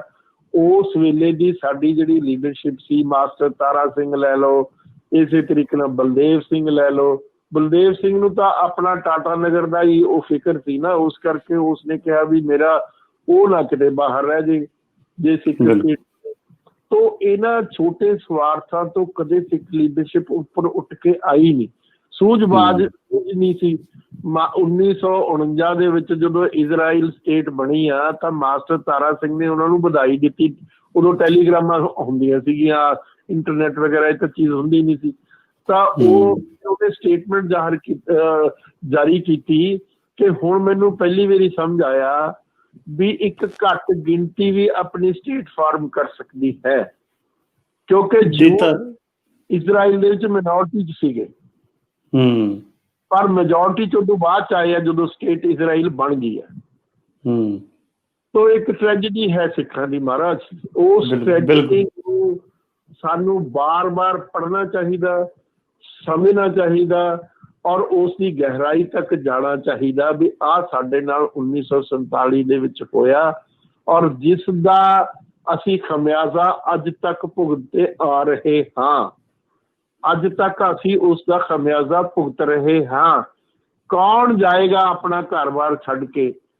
ਜਿਸ ਜਗ੍ਹਾ ਤੁਸੀਂ ਜੰਮੇ, ਜਿਸ ਧਰਤੀ ਤੇ ਤੁਸੀਂ ਰਹੇ, ਜਿਸ ਧਰਤੀ ਦਾ ਤੁਸੀਂ ਪਾਣੀ ਪੀਤਾ, ਜਿਸ ਧਰਤੀ ਦੇ ਵਿੱਚ ਤੁਸੀਂ ਖੇਡੇ ਵਧੇ ਫੁੱਲੇ, ਉਸ ਧਰਤੀ ਨੂੰ ਜਾ ਕੇ ਤੁਸੀਂ ਦੂਸਰੀਆਂ ਧਰਤੀਆਂ ਦੇ ਉੱਤੇ ਜਾ ਕੇ ਮਜ਼ਦੂਰੀਆਂ ਦਾ ਕੰਮ ਕਰ ਰਹੇ ਹੋ। ਇਹ ਤਰਾਸਦੀ ਹੈ ਸਿੱਖ ਕੌਮ ਦੀ, ਮਾਫ ਕਰਨਾ। ਨਹੀਂ, ਬਿਲਕੁਲ ਤੁਸੀਂ ਆ ਜਿਹੜੀ ਗੱਲ ਕੀਤੀ ਨਾ ਕਿ ਸਾਡੀ ਲੀਡਰਸ਼ਿਪ ਪਾਸਟਰ ਤਾਰਾ ਸਿੰਘ ਹੋਣਾ ਨੇ ਉਹਨਾਂ ਨੂੰ ਤਾਰ ਭੇਜਿਆ, ਕਿ ਨਾਲੇ ਬਾਅਦ ਚ ਅਹਿਸਾਸ ਹੋਇਆ ਕਿ ਬਈ ਇੱਕ ਮਿਨੋਰਿਟੀ ਜਿਹੜੇ ਨੇ ਉਹ ਵੀ ਆਪਣੀ ਸਟੇਟ ਬਣਾ ਸਕਦੇ ਨੇ। ਤੇ ਨਾਲੇ ਜਿਹੜੀ ਇਜ਼ਰਾਈਲ ਸਟੇਟ ਆਪਾਂ ਦੇਖੀਏ ਉਹ ਚਾਰੋਂ ਪਾਸਿਓਂ ਇਸਲਾਮਿਕ ਸਟੇਟਾਂ ਦੇ ਨਾਲ ਘਿਰੀ ਹੋਈ ਹੈ, ਔਰ ਇੱਕ ਵਿੱਚ ਛੋਟੀ ਜੀ ਇੱਕ ਜੂਇਸ਼ ਸਟੇਟ ਹੈਗੀ ਆ, ਜਿਹਦੇ ਚਾਰੋਂ ਪਾਸੇ ਇਸਲਾਮਿਕ ਸਟੇਟਸ ਨੇ। ਤਾਂ ਇਹ ਤੋਂ ਪਤਾ ਲੱਗਦਾ ਸ਼ਾਇਦ ਮਾਸਟਰ ਤਾਰਾ ਸਿੰਘ ਨੂੰ ਆਪਣਾ ਇਤਿਹਾਸ ਵੀ ਨਹੀਂ ਪਤਾ ਸੀਗਾ ਕਿ ਜਦੋਂ ਮਹਾਰਾਜਾ ਰਣਜੀਤ ਸਿੰਘ ਨੇ ਰਾਜ ਕੀਤਾ, ਉਹਨਾਂ ਨੇ ਵੀ ਤਾਂ 90% ਦੂਜੀਆਂ ਕੌਮਾਂ ਸੀਗੀਆਂ ਉਸ ਟਾਈਮ, ਹਿੰਦੂ ਤਾਂ ਮੁਸਲਿਮ ਸੀਗੇ, ਤਾਂ 10% ਸਿੱਖ ਸੀਗੇ ਜਦੋਂ ਰਾਜ ਕੀਤਾ। ਇਹ ਤੋਂ ਪਤਾ ਲੱਗਦਾ ਕਿ ਉਹਨਾਂ ਨੇ ਸੇਧ ਹੀ ਨਹੀਂ ਲਈ। ਉਸ ਟਾਈਮ ਜਿਹੜੇ ਮਹਾਰਾਜਾ ਰਣਜੀਤ ਸਿੰਘ ਦੇ ਜਰਨੈਲ ਸੀਗੇ, ਭਾਵੇਂ ਹਰੀ ਸਿੰਘ ਨਲੂਆ ਲੈ ਲਓ, ਹਨਾ, ਜਾਂ ਸਾਡੇ ਪੁਰਾਣੇ ਜਰਨੈਲ ਲੈ ਲਓ, ਉਹ ਜਾਣੇ ਆਪਣੇ ਕਿਰਦਾਰ ਕਰਕੇ ਤੇ ਆਪਣੀ ਨੀਤੀਆਂ ਕਰਕੇ ਜਾਣੇ ਜਾਂਦੇ ਸੀਗੇ। ਤਾਂ ਸ਼ਾਇਦ ਜਿੱਦਾਂ ਤੁਸੀਂ ਦੱਸਿਆ ਕਿ ਆਪਣੀ ਲੀਡਰਸ਼ਿਪ ਆ, ਤਾਂ ਉਹ ਬਿਲਕੁਲ ਹੀ ਵਿਜ਼ਨਲੈਸ ਹੋ ਗਈ। ਉਹਨਾਂ ਕੋਲ ਕੋਈ ਵਿਜ਼ਨ ਨਹੀਂ, ਆਪਣੇ ਇਮੀਡੀਏਟ ਜਿਹੜੇ ਆਪਣੇ ਕਰੰਟ ਸੈਲਫਿਸ਼ ਮੋਟਿਵ ਸੀਗੇ, ਆਪਣੇ ਬੱਚਿਆਂ ਨੂੰ ਲੈ ਕੇ, ਆਪਣੇ ਭਵਿੱਖ ਨੂੰ ਲੈ ਕੇ, ਉਹਦੇ ਵਿੱਚ ਹੀ ਉਲਝ ਕੇ ਰਹਿ ਗਈ, ਜੋ ਅਸੀਂ ਅੱਜ ਦੇ ਸਮੇਂ ਵਿੱਚ ਵੀ ਦੇਖ ਰਹੇ ਹਾਂ। ਤਾਂ ਉਹੀ ਲੀਡਰਸ਼ਿਪ ਅੱਜ ਉੱਦਾਂ ਹੀ ਫਸੀ ਹੋਈ ਹੈ, ਭਾਵੇਂ ਉਹ ਆਪਣੇ ਆਪ ਨੂੰ ਸਿੱਖ ਲੀਡਰਸ਼ਿਪ ਕਹਿੰਦੀ ਹੈ, ਜਾਂ ਫਿਰ ਉਹ ਕੁਝ ਭਾਵੇਂ ਖਾਲਿਸਤਾਨ ਦੀ ਗੱਲ ਕਰਨ ਵਾਲੀ ਲੀਡਰਸ਼ਿਪ ਵੀ ਹੈਗੀ ਹੈ, ਤੇ ਜਾਂ ਆਪਣੀ ਪੰਜਾਬ ਦੇ ਵਿੱਚ ਨੋਰਮਲ ਪੋਲਿਟਿਕਸ ਕਰਨ ਵਾਲੀ ਲੀਡਰਸ਼ਿਪ ਹੈਗੀ ਆ। ਸਾਰਿਆਂ ਦੇ ਕਿਤੇ ਨਾ ਕਿਤੇ ਮੈਨੂੰ ਲੱਗਦਾ ਕਿ ਇੱਕ ਉਹੀ ਜਿਹੜੇ ਪਰਸਨਲ ਮੁਫਾਦ ਨੇ ਮੋਹਰੇ ਲੈ ਕੇ ਚੱਲਦੇ ਨੇ, ਨਹੀਂ ਤਾਂ ਸਾਰੇ ਇਕੱਠੇ ਨਹੀਂ ਹੋ ਕੇ ਚੱਲਦੇ। ਦੇਖੋ ਗੱਲ ਇਹ ਆ ਵੀ ਇਕੱਠ ਕਿਸ ਦਾ ਹੋਊਗਾ। ਇਕੱਠ ਤਾਂ ਜਿਹੜਾ ਹੁੰਦਾ ਹੈਗਾ ਉਹ ਬਹੁਤ ਜਿਹੜੀ ਸੂਝਵਾਨ ਲੀਡਰਸ਼ਿਪ ਆ, ਸਿਧਾਂਤਿਕ ਇਕੱਠ ਹੁੰਦੇ ਆ, ਸਿਧਾਂਤਾਂ ਤੇ ਇਕੱਠ ਹੁੰਦੇ ਆ। ਇਕੱਠ ਸਵਾਰਥਾਂ ਤੇ ਨਹੀਂ ਕਦੇ ਵੀ ਹੁੰਦੇ। ਸਵਾਰਥ ਤਾਂ ਦੋਨੇ ਭਰਾ ਆਪਸ ਦੇ ਵਿੱਚ ਲੜ ਜਾਂਦੇ ਆ, ਇੱਕ ਦੂਜੇ ਨੂੰ ਮਾਰ ਦਿੰਦੇ ਆ, ਇੱਕ ਦੂਜੇ ਦਾ ਕਤਲ ਕਰ ਦਿੰਦੇ ਆ। ਇਕੱਠ ਹੋਏਗਾ ਜੇ ਤੁਸੀਂ ਸਿਧਾਂਤਿਕ ਤੌਰ ਦੇ ਉੱਤੇ ਸਮਰਪਿਤ ਹੋ ਆਪਣੇ ਸਿਧਾਂਤਾਂ ਦੇ ਨਾਲ। ਤੋਂ ਇਸ ਕਰਕੇ ਸਿੱਖ ਲੀਡਰਸ਼ਿਪ ਜਿਹੜੀ ਸੀ ਉਹ ਸਿਧਾਂਤਿਕ ਤੌਰ ਦੇ ਉੱਤੇ ਉਖੜੀ ਵੀ ਸੀ, ਉਸ ਦੇ ਲਈ ਉਹ ਸੁਹਿਰਦ ਨਹੀਂ ਸੀ ਸਿਧਾਂਤਾਂ ਦੇ ਲਈ, ਉਹ ਆਪਣੇ ਸਵਾਰਥਾਂ ਲਈ ਤਾਂ ਜ਼ਰੂਰ ਸੁਹਿਰਦ ਸੀ। ਕੈਰੋਂ ਸਾਹਿਬ ਨੇ ਬਹੁਤ ਸੇਵਾ ਕੀਤੀ ਇਸ ਮੁਲਕ ਦੀ, ਬਹੁਤ ਕੁੱਟਿਆ ਸਿੱਖਾਂ ਨੂੰ, ਮਾਰਿਆ ਸਿੱਖਾਂ ਨੂੰ, ਦਰਬਾਰੇ ਨੇ ਕਿੰਨਾ ਮਾਰਿਆ, ਬੇਅੰਤ ਸਿੰਘ ਨੇ ਕਿੰਨਾ ਮਾਰਿਆ, ਆਹ ਅਮਰਿੰਦਰ ਸਿੰਘ ਹੁਣ ਕਿਸ ਤਰੀਕੇ ਨਾਲ UAPA ਦੇ ਵਿੱਚ ਸਿੱਖਾਂ ਨੂੰ ਜੇਲ੍ਹਾਂ ਦੇ ਵਿੱਚ ਸਿੱਟ ਰਿਹਾ। ਤਾਂ ਮੇਰਾ ਮਤਲਬ ਕਹਿਣ ਦਾ ਇਹ ਆ ਕਿ ਜਿਨ੍ਹਾਂ ਲੋਕਾਂ ਨੇ ਹਿੰਦੂਆਂ ਨੇ ਕਤਲ ਕੀਤੇ ਸ਼ਰੇਆਮ ਇਸ ਮੁਲਕ ਦੇ ਵਿੱਚ, ਅੱਜ ਅੱਖਾਂ ਦੇ ਸਾਹਮਣੇ ਜਿਹੜੀ ਸਮਝੌਤਾ ਐਕਸਪ੍ਰੈਸ ਦੇ ਵਿੱਚ 65 ਮੁਸਲਮਾਨ ਮਾਰੇ, ਉਹ ਮੋਦੀ ਸਾਹਿਬ ਨੇ ਜੇਲ੍ਹਾਂ ਚੋਂ ਕੱਢ ਕੇ ਉਹਨਾਂ ਦੇ ਗਲਾਂ 'ਚ ਹਾਰ ਪਾ ਕੇ ਅੱਜ ਆਜ਼ਾਦਾਨਾ ਫਿਰ ਰਹੇ ਆ। ਉਹ ਪ੍ਰਾਗਿਆ ਠਾਕਰ ਨੇ ਕਿੰਨੇ ਕਤਲ ਕੀਤੇ ਆ, ਉਹਨੂੰ ਜੇਲ੍ਹ ਚੋਂ ਕੱਢ ਕੇ ਟਿਕਟ ਦੇ ਕੇ ਮੈਂਬਰ ਪਾਰਲੀਮੈਂਟ ਬਣਾਇਆ ਗਿਆ। ਤਾਂ ਹਕੂਮਤਾਂ ਦੇ ਕੋਲ ਬੜੀਆਂ ਤਾਕਤਾਂ ਹੁੰਦੀਆਂ, ਹਕੂਮਤਾਂ ਦੇ ਕੋਲ ਬਹੁਤ ਕੁਛ ਹੁੰਦਾ ਹੈਗਾ। ਸਾਡਾ ਅਸੀਂ ਤਾਂ ਗੁਲਾਮ ਆ, ਲੇਕਿਨ ਟ੍ਰੈਜਡੀ ਸਿੱਖਦੀ ਹੈ ਗੁਲਾਮੀ ਦਾ ਅਹਿਸਾਸ ਨਹੀਂ ਸਿੱਖ ਨੂੰ। ਤਾਂ ਇਸ ਕਰਕੇ ਅੱਜ ਜ਼ਰੂਰਤ ਹੈ ਕਿ ਅਸੀਂ ਗਿਆਨਵਾਨ ਹੋਈਏ, ਸੂਝਵਾਨ ਹੋਈਏ, ਸਮਝਦਾਰ ਹੋਈਏ, ਪੜ੍ਹੀਏ, ਵਿੱਦਿਆ ਪ੍ਰਾਪਤ ਕਰੀਏ। ਮਹਾਰਾਜ ਨੇ ਕੀ ਕਿਹਾ? ਵਿੱਦਿਆ ਵਿਚਾਰੀ ਤਾਂ ਪਰ ਉਪਕਾਰੀ। ਵਿੱਦਿਆ ਵਿਚਾਰ ਦੀ ਆ, ਥਾਟਸ ਦੀ ਆ, ਆਈਡੀਆਜ਼ ਦੀ ਆ, ਵੈਲਿਊਜ਼ ਦੀ ਆ। ਤਾਂ ਅਸੀਂ ਗਿਆਨਵਾਨ ਨਹੀਂ ਹਾਂ, ਅਸੀਂ ਸੂਝਵਾਨ ਨਹੀਂ ਹਾਂ, ਅਸੀਂ ਆਪਣੇ ਜਿਹੜੇ ਸਵਾਰਥਾਂ ਦੇ ਵਿੱਚ ਬੱਝੇ ਹੋਏ ਆ। ਤੋ ਜਿਹੜੀ ਕੌਮਾਂ ਇਸ ਕਿਸਮ ਦੇ ਆਪਣੇ ਸਵਾਰਥਾਂ 'ਚ ਬੱਝੀਆਂ ਹੁੰਦੀਆਂ ਉਹ ਕੌਮਾਂ ਮਿਟ ਜਾਂਦੀਆਂ। ਮਾਫ਼ ਕਰਨਾ, ਮੈਂ ਇਹ ਗੱਲ ਤੁਹਾਨੂੰ ਡਰਾਉਣ ਲਈ ਨਹੀਂ ਕਹਿ ਰਿਹਾ। ਅੱਜ ਬੜੇ ਖਤਰੇ ਮੰਡਲਾ ਰਹੇ ਆ ਘੱਟ ਗਿਣਤੀਆਂ ਤੇ ਸਾਰੀ ਦੁਨੀਆ ਦੇ ਵਿੱਚ। ਸੈਮੂਅਲ ਹੰਟਿੰਗਟਨ ਦੀ ਕਿਤਾਬ ਆ ਬੜੀ ਮਸ਼ਹੂਰ, ਕਲੈਸ਼ ਆਫ ਸਿਵਲਾਈਜੇਸ਼ਨ। ਉਹਨੇ ਬੜੇ ਡਿਟੇਲਡ ਕੰਪਰੀਹੈਂਸਿਵ ਤਰੀਕੇ ਦੇ ਨਾਲ, ਹਾਰਵਰਡ ਯੂਨੀਵਰਸਿਟੀ ਦਾ ਪ੍ਰੋਫੈਸਰ ਸੀ ਪੋਲੀਟੀਕਲ ਸਾਇੰਸ ਦਾ, 2 ਸਾਲ ਹੋ ਗਏ ਉਹਦਾ ਦੇਹਾਂਤ ਹੋ ਗਿਆ। ਉਸ ਦੀ ਉਹ ਕਿਤਾਬ ਆ ਕਲੈਸ਼ ਆਫ ਸਿਵਲਾਈਜੇਸ਼ਨ, ਜਿਸ ਦੇ ਵਿੱਚ ਉਹਨੇ ਕਿਹਾ 7 ਸਿਵਲਾਈਜੇਸ਼ਨ ਸੀ, 5 ਰਹਿ ਗਈਆਂ। ਅੱਜ ਕੀ ਲੜਾਈ ਹੋ ਰਹੀ ਹੈ ਇੰਡੀਆ ਤੇ ਚਾਈਨਾ ਦੀ, ਉਹਨੂੰ ਸਮਝਣ ਦੀ ਕੋਸ਼ਿਸ਼ ਕਰੋ। ਉਹ ਲੜਾਈ ਹੈ ਸਿਵਲਾਈਜੇਸ਼ਨ ਦੀ। ਕਿਹੜੀ ਸਿਵਲਾਈਜੇਸ਼ਨ ਕਿਸ ਤਰੀਕੇ ਦੇ ਨਾਲ ਸਰਵਾਈਵ ਕਰਨਾ, ਕਿਹੜੀ ਸਿਵਲਾਈਜੇਸ਼ਨ ਨੇ ਵੈਪੋਰੇਟ ਹੋ ਜਾਣਾ, ਖਤਮ ਹੋ ਜਾਣਾ। ਇਹ ਮੈਂ ਨਹੀਂ ਕਹਿ ਰਿਹਾ, ਇਹ ਕਹਿ ਰਿਹਾ ਹੈ ਹੰਟਿੰਗਟਨ, ਸੈਮੂਅਲ ਹੰਟਿੰਗਟਨ, ਜਿਹੜਾ ਕਿ ਬਹੁਤ ਵੱਡਾ ਸਤਿਕਾਰਿਤ ਵਿਦਵਾਨ ਦੁਨੀਆ 'ਚ ਮੰਨਿਆ ਗਿਆ, ਔਰ ਉਸ ਦੀ ਦੁਨੀਆ 'ਚ ਬਹੁਤ ਮਸ਼ਹੂਰ ਕਿਤਾਬ ਕਲੈਸ਼ ਆਫ ਸਿਵਲਾਈਜੇਸ਼ਨ ਹੈਗੀ ਆ। ਤੋ ਅੱਜ ਵੀ ਜਿਹੜੀ ਦੇਖੋ ਚਾਈਨਾ ਨੂੰ ਚੈਲੰਜ ਕਰ ਰਿਹਾ ਅਮਰੀਕਾ, ਕਿਉਂਕਿ ਗੱਲ ਸੁਪਰੀਮੇਸੀ ਦੀ ਆ ਪੋਲੀਟੀਕਲ ਲੈਵਲ ਤੇ ਸਾਰੀ ਦੁਨੀਆ ਵਿੱਚ। ਤੁਹਾਨੂੰ ਵੀ ਪਤਾ ਆਸਟ੍ਰੇਲੀਆ ਇਸ ਵੇਲੇ, ਆਸਟ੍ਰੇਲੀਆ, ਅਮਰੀਕਾ, ਜਾਪਾਨ, ਇੰਡੀਆ ਇੱਕ ਕੋਈ ਗਰੁੱਪ ਬਣਿਆ ਹੋਇਆ, ਉਸ ਦੇ ਵਿੱਚ ਇਕੱਠੇ ਹੈਗੇ ਆ। ਚਾਈਨਾ ਆਪਣੀ ਕਿਸਮ ਦੇ ਲੋਕ, ਉਹਦੇ ਨਾਲ ਵੀ ਕਈ ਮੁਲਕ ਉਹਦੇ ਵਿੱਚ ਵੀ ਉਹਨਾਂ ਨਾਲ ਵੀ ਇਕੱਠੇ ਆ। ਜਦੋਂ ਤੁਸੀਂ ਸੁਪਰੀਮੇਸੀ ਦੀ ਲੜਾਈ ਲੜਨੀ ਹੈ ਖਾਲਸਾ ਜੀ, ਉਸ ਵੇਲੇ ਤੁਹਾਨੂੰ ਬੜੇ ਸੰਕਟਾਂ ਦੇ ਵਿੱਚ ਵੀ ਗੁਜ਼ਰਨਾ ਪੈਂਦਾ, ਬੜੀਆਂ ਮਤਲਬ ਇਮਤਿਹਾਨਾਂ ਦੇ ਵਿੱਚ ਵੀ ਗੁਜ਼ਰਨਾ ਪੈਂਦਾ। ਤੋ ਅੱਜ ਜਿਹੜਾ ਚੀਨ ਦੀ ਲੀਡਰਸ਼ਿਪ ਹੈ ਉਹ ਕਿਤਨੀ ਸੁਚੇਤ ਲੀਡਰਸ਼ਿਪ ਆ। ਮੈਂ ਕੱਲ ਹੀ ਇੱਕ ਆਰਟੀਕਲ ਪੜ੍ਹਿਆ, ਮੈਂ ਉਸ ਦੀ ਇੱਕ ਤੁਹਾਨੂੰ ਵਰਡਿੰਗ ਸੁਣਾਉਣ ਲੱਗਿਆ ਜਿਹੜੀ ਤੁਸੀਂ ਹੈਰਾਨ ਰਹਿ ਜਾਓਗੇ। ਉਹ ਕੀ ਕਹਿ ਰਿਹਾ, ਸ਼ੁਰੂਆਤ ਆਰਟੀਕਲ ਦੀ ਹੋ ਰਹੀ ਆ ਕਿ for the last 20 years China has not fought any war but has occupied a huge area all around. Yes. पिछले 20 साल से चाइना ने कोई लड़ाई नहीं लड़ी, लेकिन लड़ाई ना लड़न के बावजूद भी उन्होंने बहुत सारे एरियाज ऑक्यूपाई कर लिया अपने आले दुआले, अपनी सुप्रीमेसी एस्टेब्लिश कर लिया। लेकिन अमेरिका ने 20 साल बहुत लड़ाइयां लड़ियां, लेकिन 1 इंच भी जगह नहीं ले सकिया अमेरिका। तो दुनिया दे विच खालसा जी, सरदार साहब, तुसीं बैठे आस्ट्रेलिया दे विच, इन्हां गल्लां नूं समझण दी कोशिश करो। ते अज अमेरिका दी सुप्रीमेसी नूं चैलेंज कर चुकिया हैगा चाइना। लड़ाई सुप्रीमेसी की दुनिया च हुंदी है, लड़ाई कदे इस किस्म की नहीं हुंदी भी जिहड़े असीं कहिए सानू तां जी आटा दाल दे दिओ, सानू तां जी ਉਹਨੇ ਕੀ ਦਿੱਤਾ, ਗੁਰੂ ਨੇ ਕਿਹਾ ਸੀ ਸਿੱਖ ਨੂੰ ਕਿਰਤ ਕਰ। ਕਿਰਤ ਦੇ ਵਿੱਚ ਸਵੈਮਾਨ ਹੁੰਦਾ ਹੈਗਾ, ਸਿਰਫ ਕਿਰਤ ਦੇ ਵਿੱਚ ਅਣਖ ਹੁੰਦੀ ਆ। ਸਾਡੀ ਅਣਖ, ਸਾਡਾ ਸਵੈਮਾਨ ਜਿਹੜਾ ਗੁਰੂ ਦੇ ਸਾਡੀ ਸਭ ਤੋਂ ਵੱਡੀ ਸਿੱਖ ਕੌਮ ਨੂੰ ਵਿਰਾਸਤ ਦਿੱਤੀ, ਉਹ ਖਤਮ ਕੀਤੀ ਜਾ ਰਹੀ। ਬਾਦਲ ਸਾਹਿਬ ਨੇ ਸਾਰਾ ਜੋ 15 ਸਾਲ ਰਾਜ ਕੀਤਾ ਉਹਦੇ ਵਿੱਚ ਆਹੀ ਕੀਤਾ ਨਾ ਜੀ, ਮੈਂ ਤੁਹਾਨੂੰ ਸ਼ਗਨ ਦੇ ਰਿਹਾ ਜੀ, ਸ਼ਗਨ ਲਈ ਆ ਲਓ ਜੀ, ਮੈਂ ਤੁਹਾਨੂੰ ਮਕਾਨ ਪੱਕੇ ਕਰਨ ਲਈ ਪੈਸੇ ਦੇ ਰਿਹਾ, ਮੈਂ ਤੁਹਾਨੂੰ ਮਕਾਨ ਖੜੀ ਕਰਨ ਲਈ ਪੈਸੇ ਦੇ ਰਿਹਾ, ਮੈਂ ਤੁਹਾਨੂੰ ਆਟਾ ਦਾਲ ਦੇ ਰਿਹਾ, ਮੈਂ ਤੁਹਾਨੂੰ ਇੰਨੇ ਯੂਨਿਟ ਬਿਜਲੀ ਦੇ ਮਾਫ ਕਰ ਰਿਹਾ। ਤਾਂ ਸਿੱਖ ਹੋ ਗਿਆ ਜੀ, ਭਿਖਾਰੀ ਹੋ ਗਿਆ। ਗੁਰੂ ਨੇ ਸਰਕਾਰ ਦਿੱਤਾ ਤੇ ਤੁਸੀਂ ਭਿਖਾਰੀ ਬਣ ਗਏ। ਬੜੀ ਇੱਕ ਟ੍ਰੈਜਿਕ ਸਟੋਰੀ ਹੈ ਇਸ ਕੌਮ ਦੀ। ਇਸ ਕੌਮ ਦੀ ਜਿਹੜੀ ਟ੍ਰੈਜਡੀ ਆ, ਤੁਸੀਂ ਸੋਨੇ, ਚਾਂਦੀ, ਹੀਰੇ ਜਵਾਹਰਾਤਾਂ ਦੇ ਵਿੱਚ ਖੇਲਦੇ ਹੋਏ ਅੱਜ ਤੁਸੀਂ ਕਿਸ ਸਥਿਤੀ ਤੇ ਆ ਗਏ। ਕਿੰਨਾ ਵੱਡਾ ਤੁਹਾਡਾ ਇਹ ਫਾਲ ਹੈ, ਇਹ ਤੁਹਾਡੀ ਵੱਡੀ ਗਿਰਾਵਟ ਹੈ, ਕਿੱਡੀ ਵੱਡੀ ਸਲਤਨਤ ਦੇ ਤੁਸੀਂ ਮਾਲਕ ਸੀ। ਇੱਥੋਂ ਇਹ ਅੱਜ ਦਾ ਸਾਰਾ ਟਰਾਂਸ ਸਤਲੁਜ ਦਾ ਏਰੀਆ, ਸਤਲੁਜ ਤੋਂ ਪਾਰ ਦਾ ਏਰੀਆ, ਅੱਜ ਦਾ ਸਾਰਾ ਜੰਮੂ ਕਸ਼ਮੀਰ, ਅੱਜ ਦਾ ਸਾਰਾ ਲਦਾਖ, ਅੱਜ ਦਾ ਸਾਰਾ ਪਾਕਿਸਤਾਨ, ਨਾਰਥ ਵੈਸਟਰਨ ਫਰੰਟੀਅਰ ਤੱਕ ਤੁਸੀਂ ਉਸ ਦੇ ਸੋਵਰਨ ਮਾਲਿਕ ਸੀਗੇ। ਅੱਜ ਦੇਖੋ ਆਂਸੂ ਬਹਾਓ, ਔਰ ਤੁਹਾਡਾ ਦਿਲ ਵੀ ਰੋਵੇ, ਤੁਹਾਡਾ ਮਨ ਵੀ ਰੋਵੇ, ਤੁਹਾਡੀ ਮਾਨਸਿਕਤਾ ਵੀ ਰੋਵੇ, ਤੁਸੀਂ ਕਿੱਥੋਂ ਕਿੱਥੇ ਆ ਪਹੁੰਚੇ। ਅੱਜ ਤੁਸੀਂ ਰੋਂਦੇ ਫਿਰਦੇ ਹੋ, ਅੱਜ ਤੁਸੀਂ ਦੁਨੀਆ ਦੇ ਵਿੱਚ ਇੱਕ ਭਿਖਾਰੀ ਦੀ ਪੋਜੀਸ਼ਨ ਦੇ ਵਿੱਚ ਆ ਗਏ। ਤੁਹਾਡੇ ਲੀਡਰਾਂ ਨੇ ਤੁਹਾਨੂੰ ਉੱਤੇ ਪਹੁੰਚਾ ਦਿੱਤਾ। ਰੁਜ਼ਗਾਰ ਦੇਣ ਦੀ ਜਗ੍ਹਾ ਤੁਹਾਨੂੰ ਖੈਰਾਤ ਦਿੱਤੀ ਜਾ ਰਹੀ ਹੈ।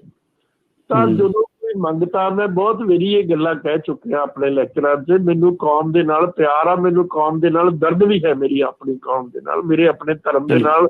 ਮੇਰੀ ਮਾਨਸਿਕਤਾ ਇਸ ਧਰਮ ਦੇ ਵਿੱਚ ਪੈਦਾ ਹੋਈ ਵੀ ਹੈ।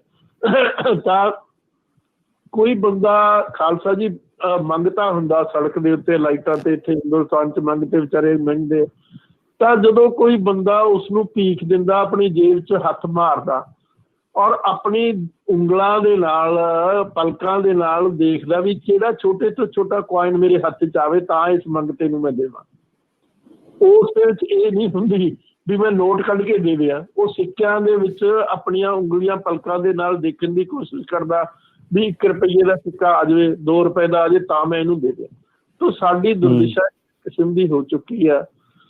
ਅੱਜ ਮੋਦੀ ਸਾਹਿਬ ਸਾਰੇ ਗੁਜਰਾਤ 'ਚੋਂ ਇੱਕ ਵੀ ਬੰਦਾ ਫੌਜੀ ਨਹੀਂ ਹੈ, ਇੱਕ ਵੀ ਗੁਜਰਾਤ ਫੌਜੀ ਨਹੀਂ ਮਾਫ ਕਰਨਾ।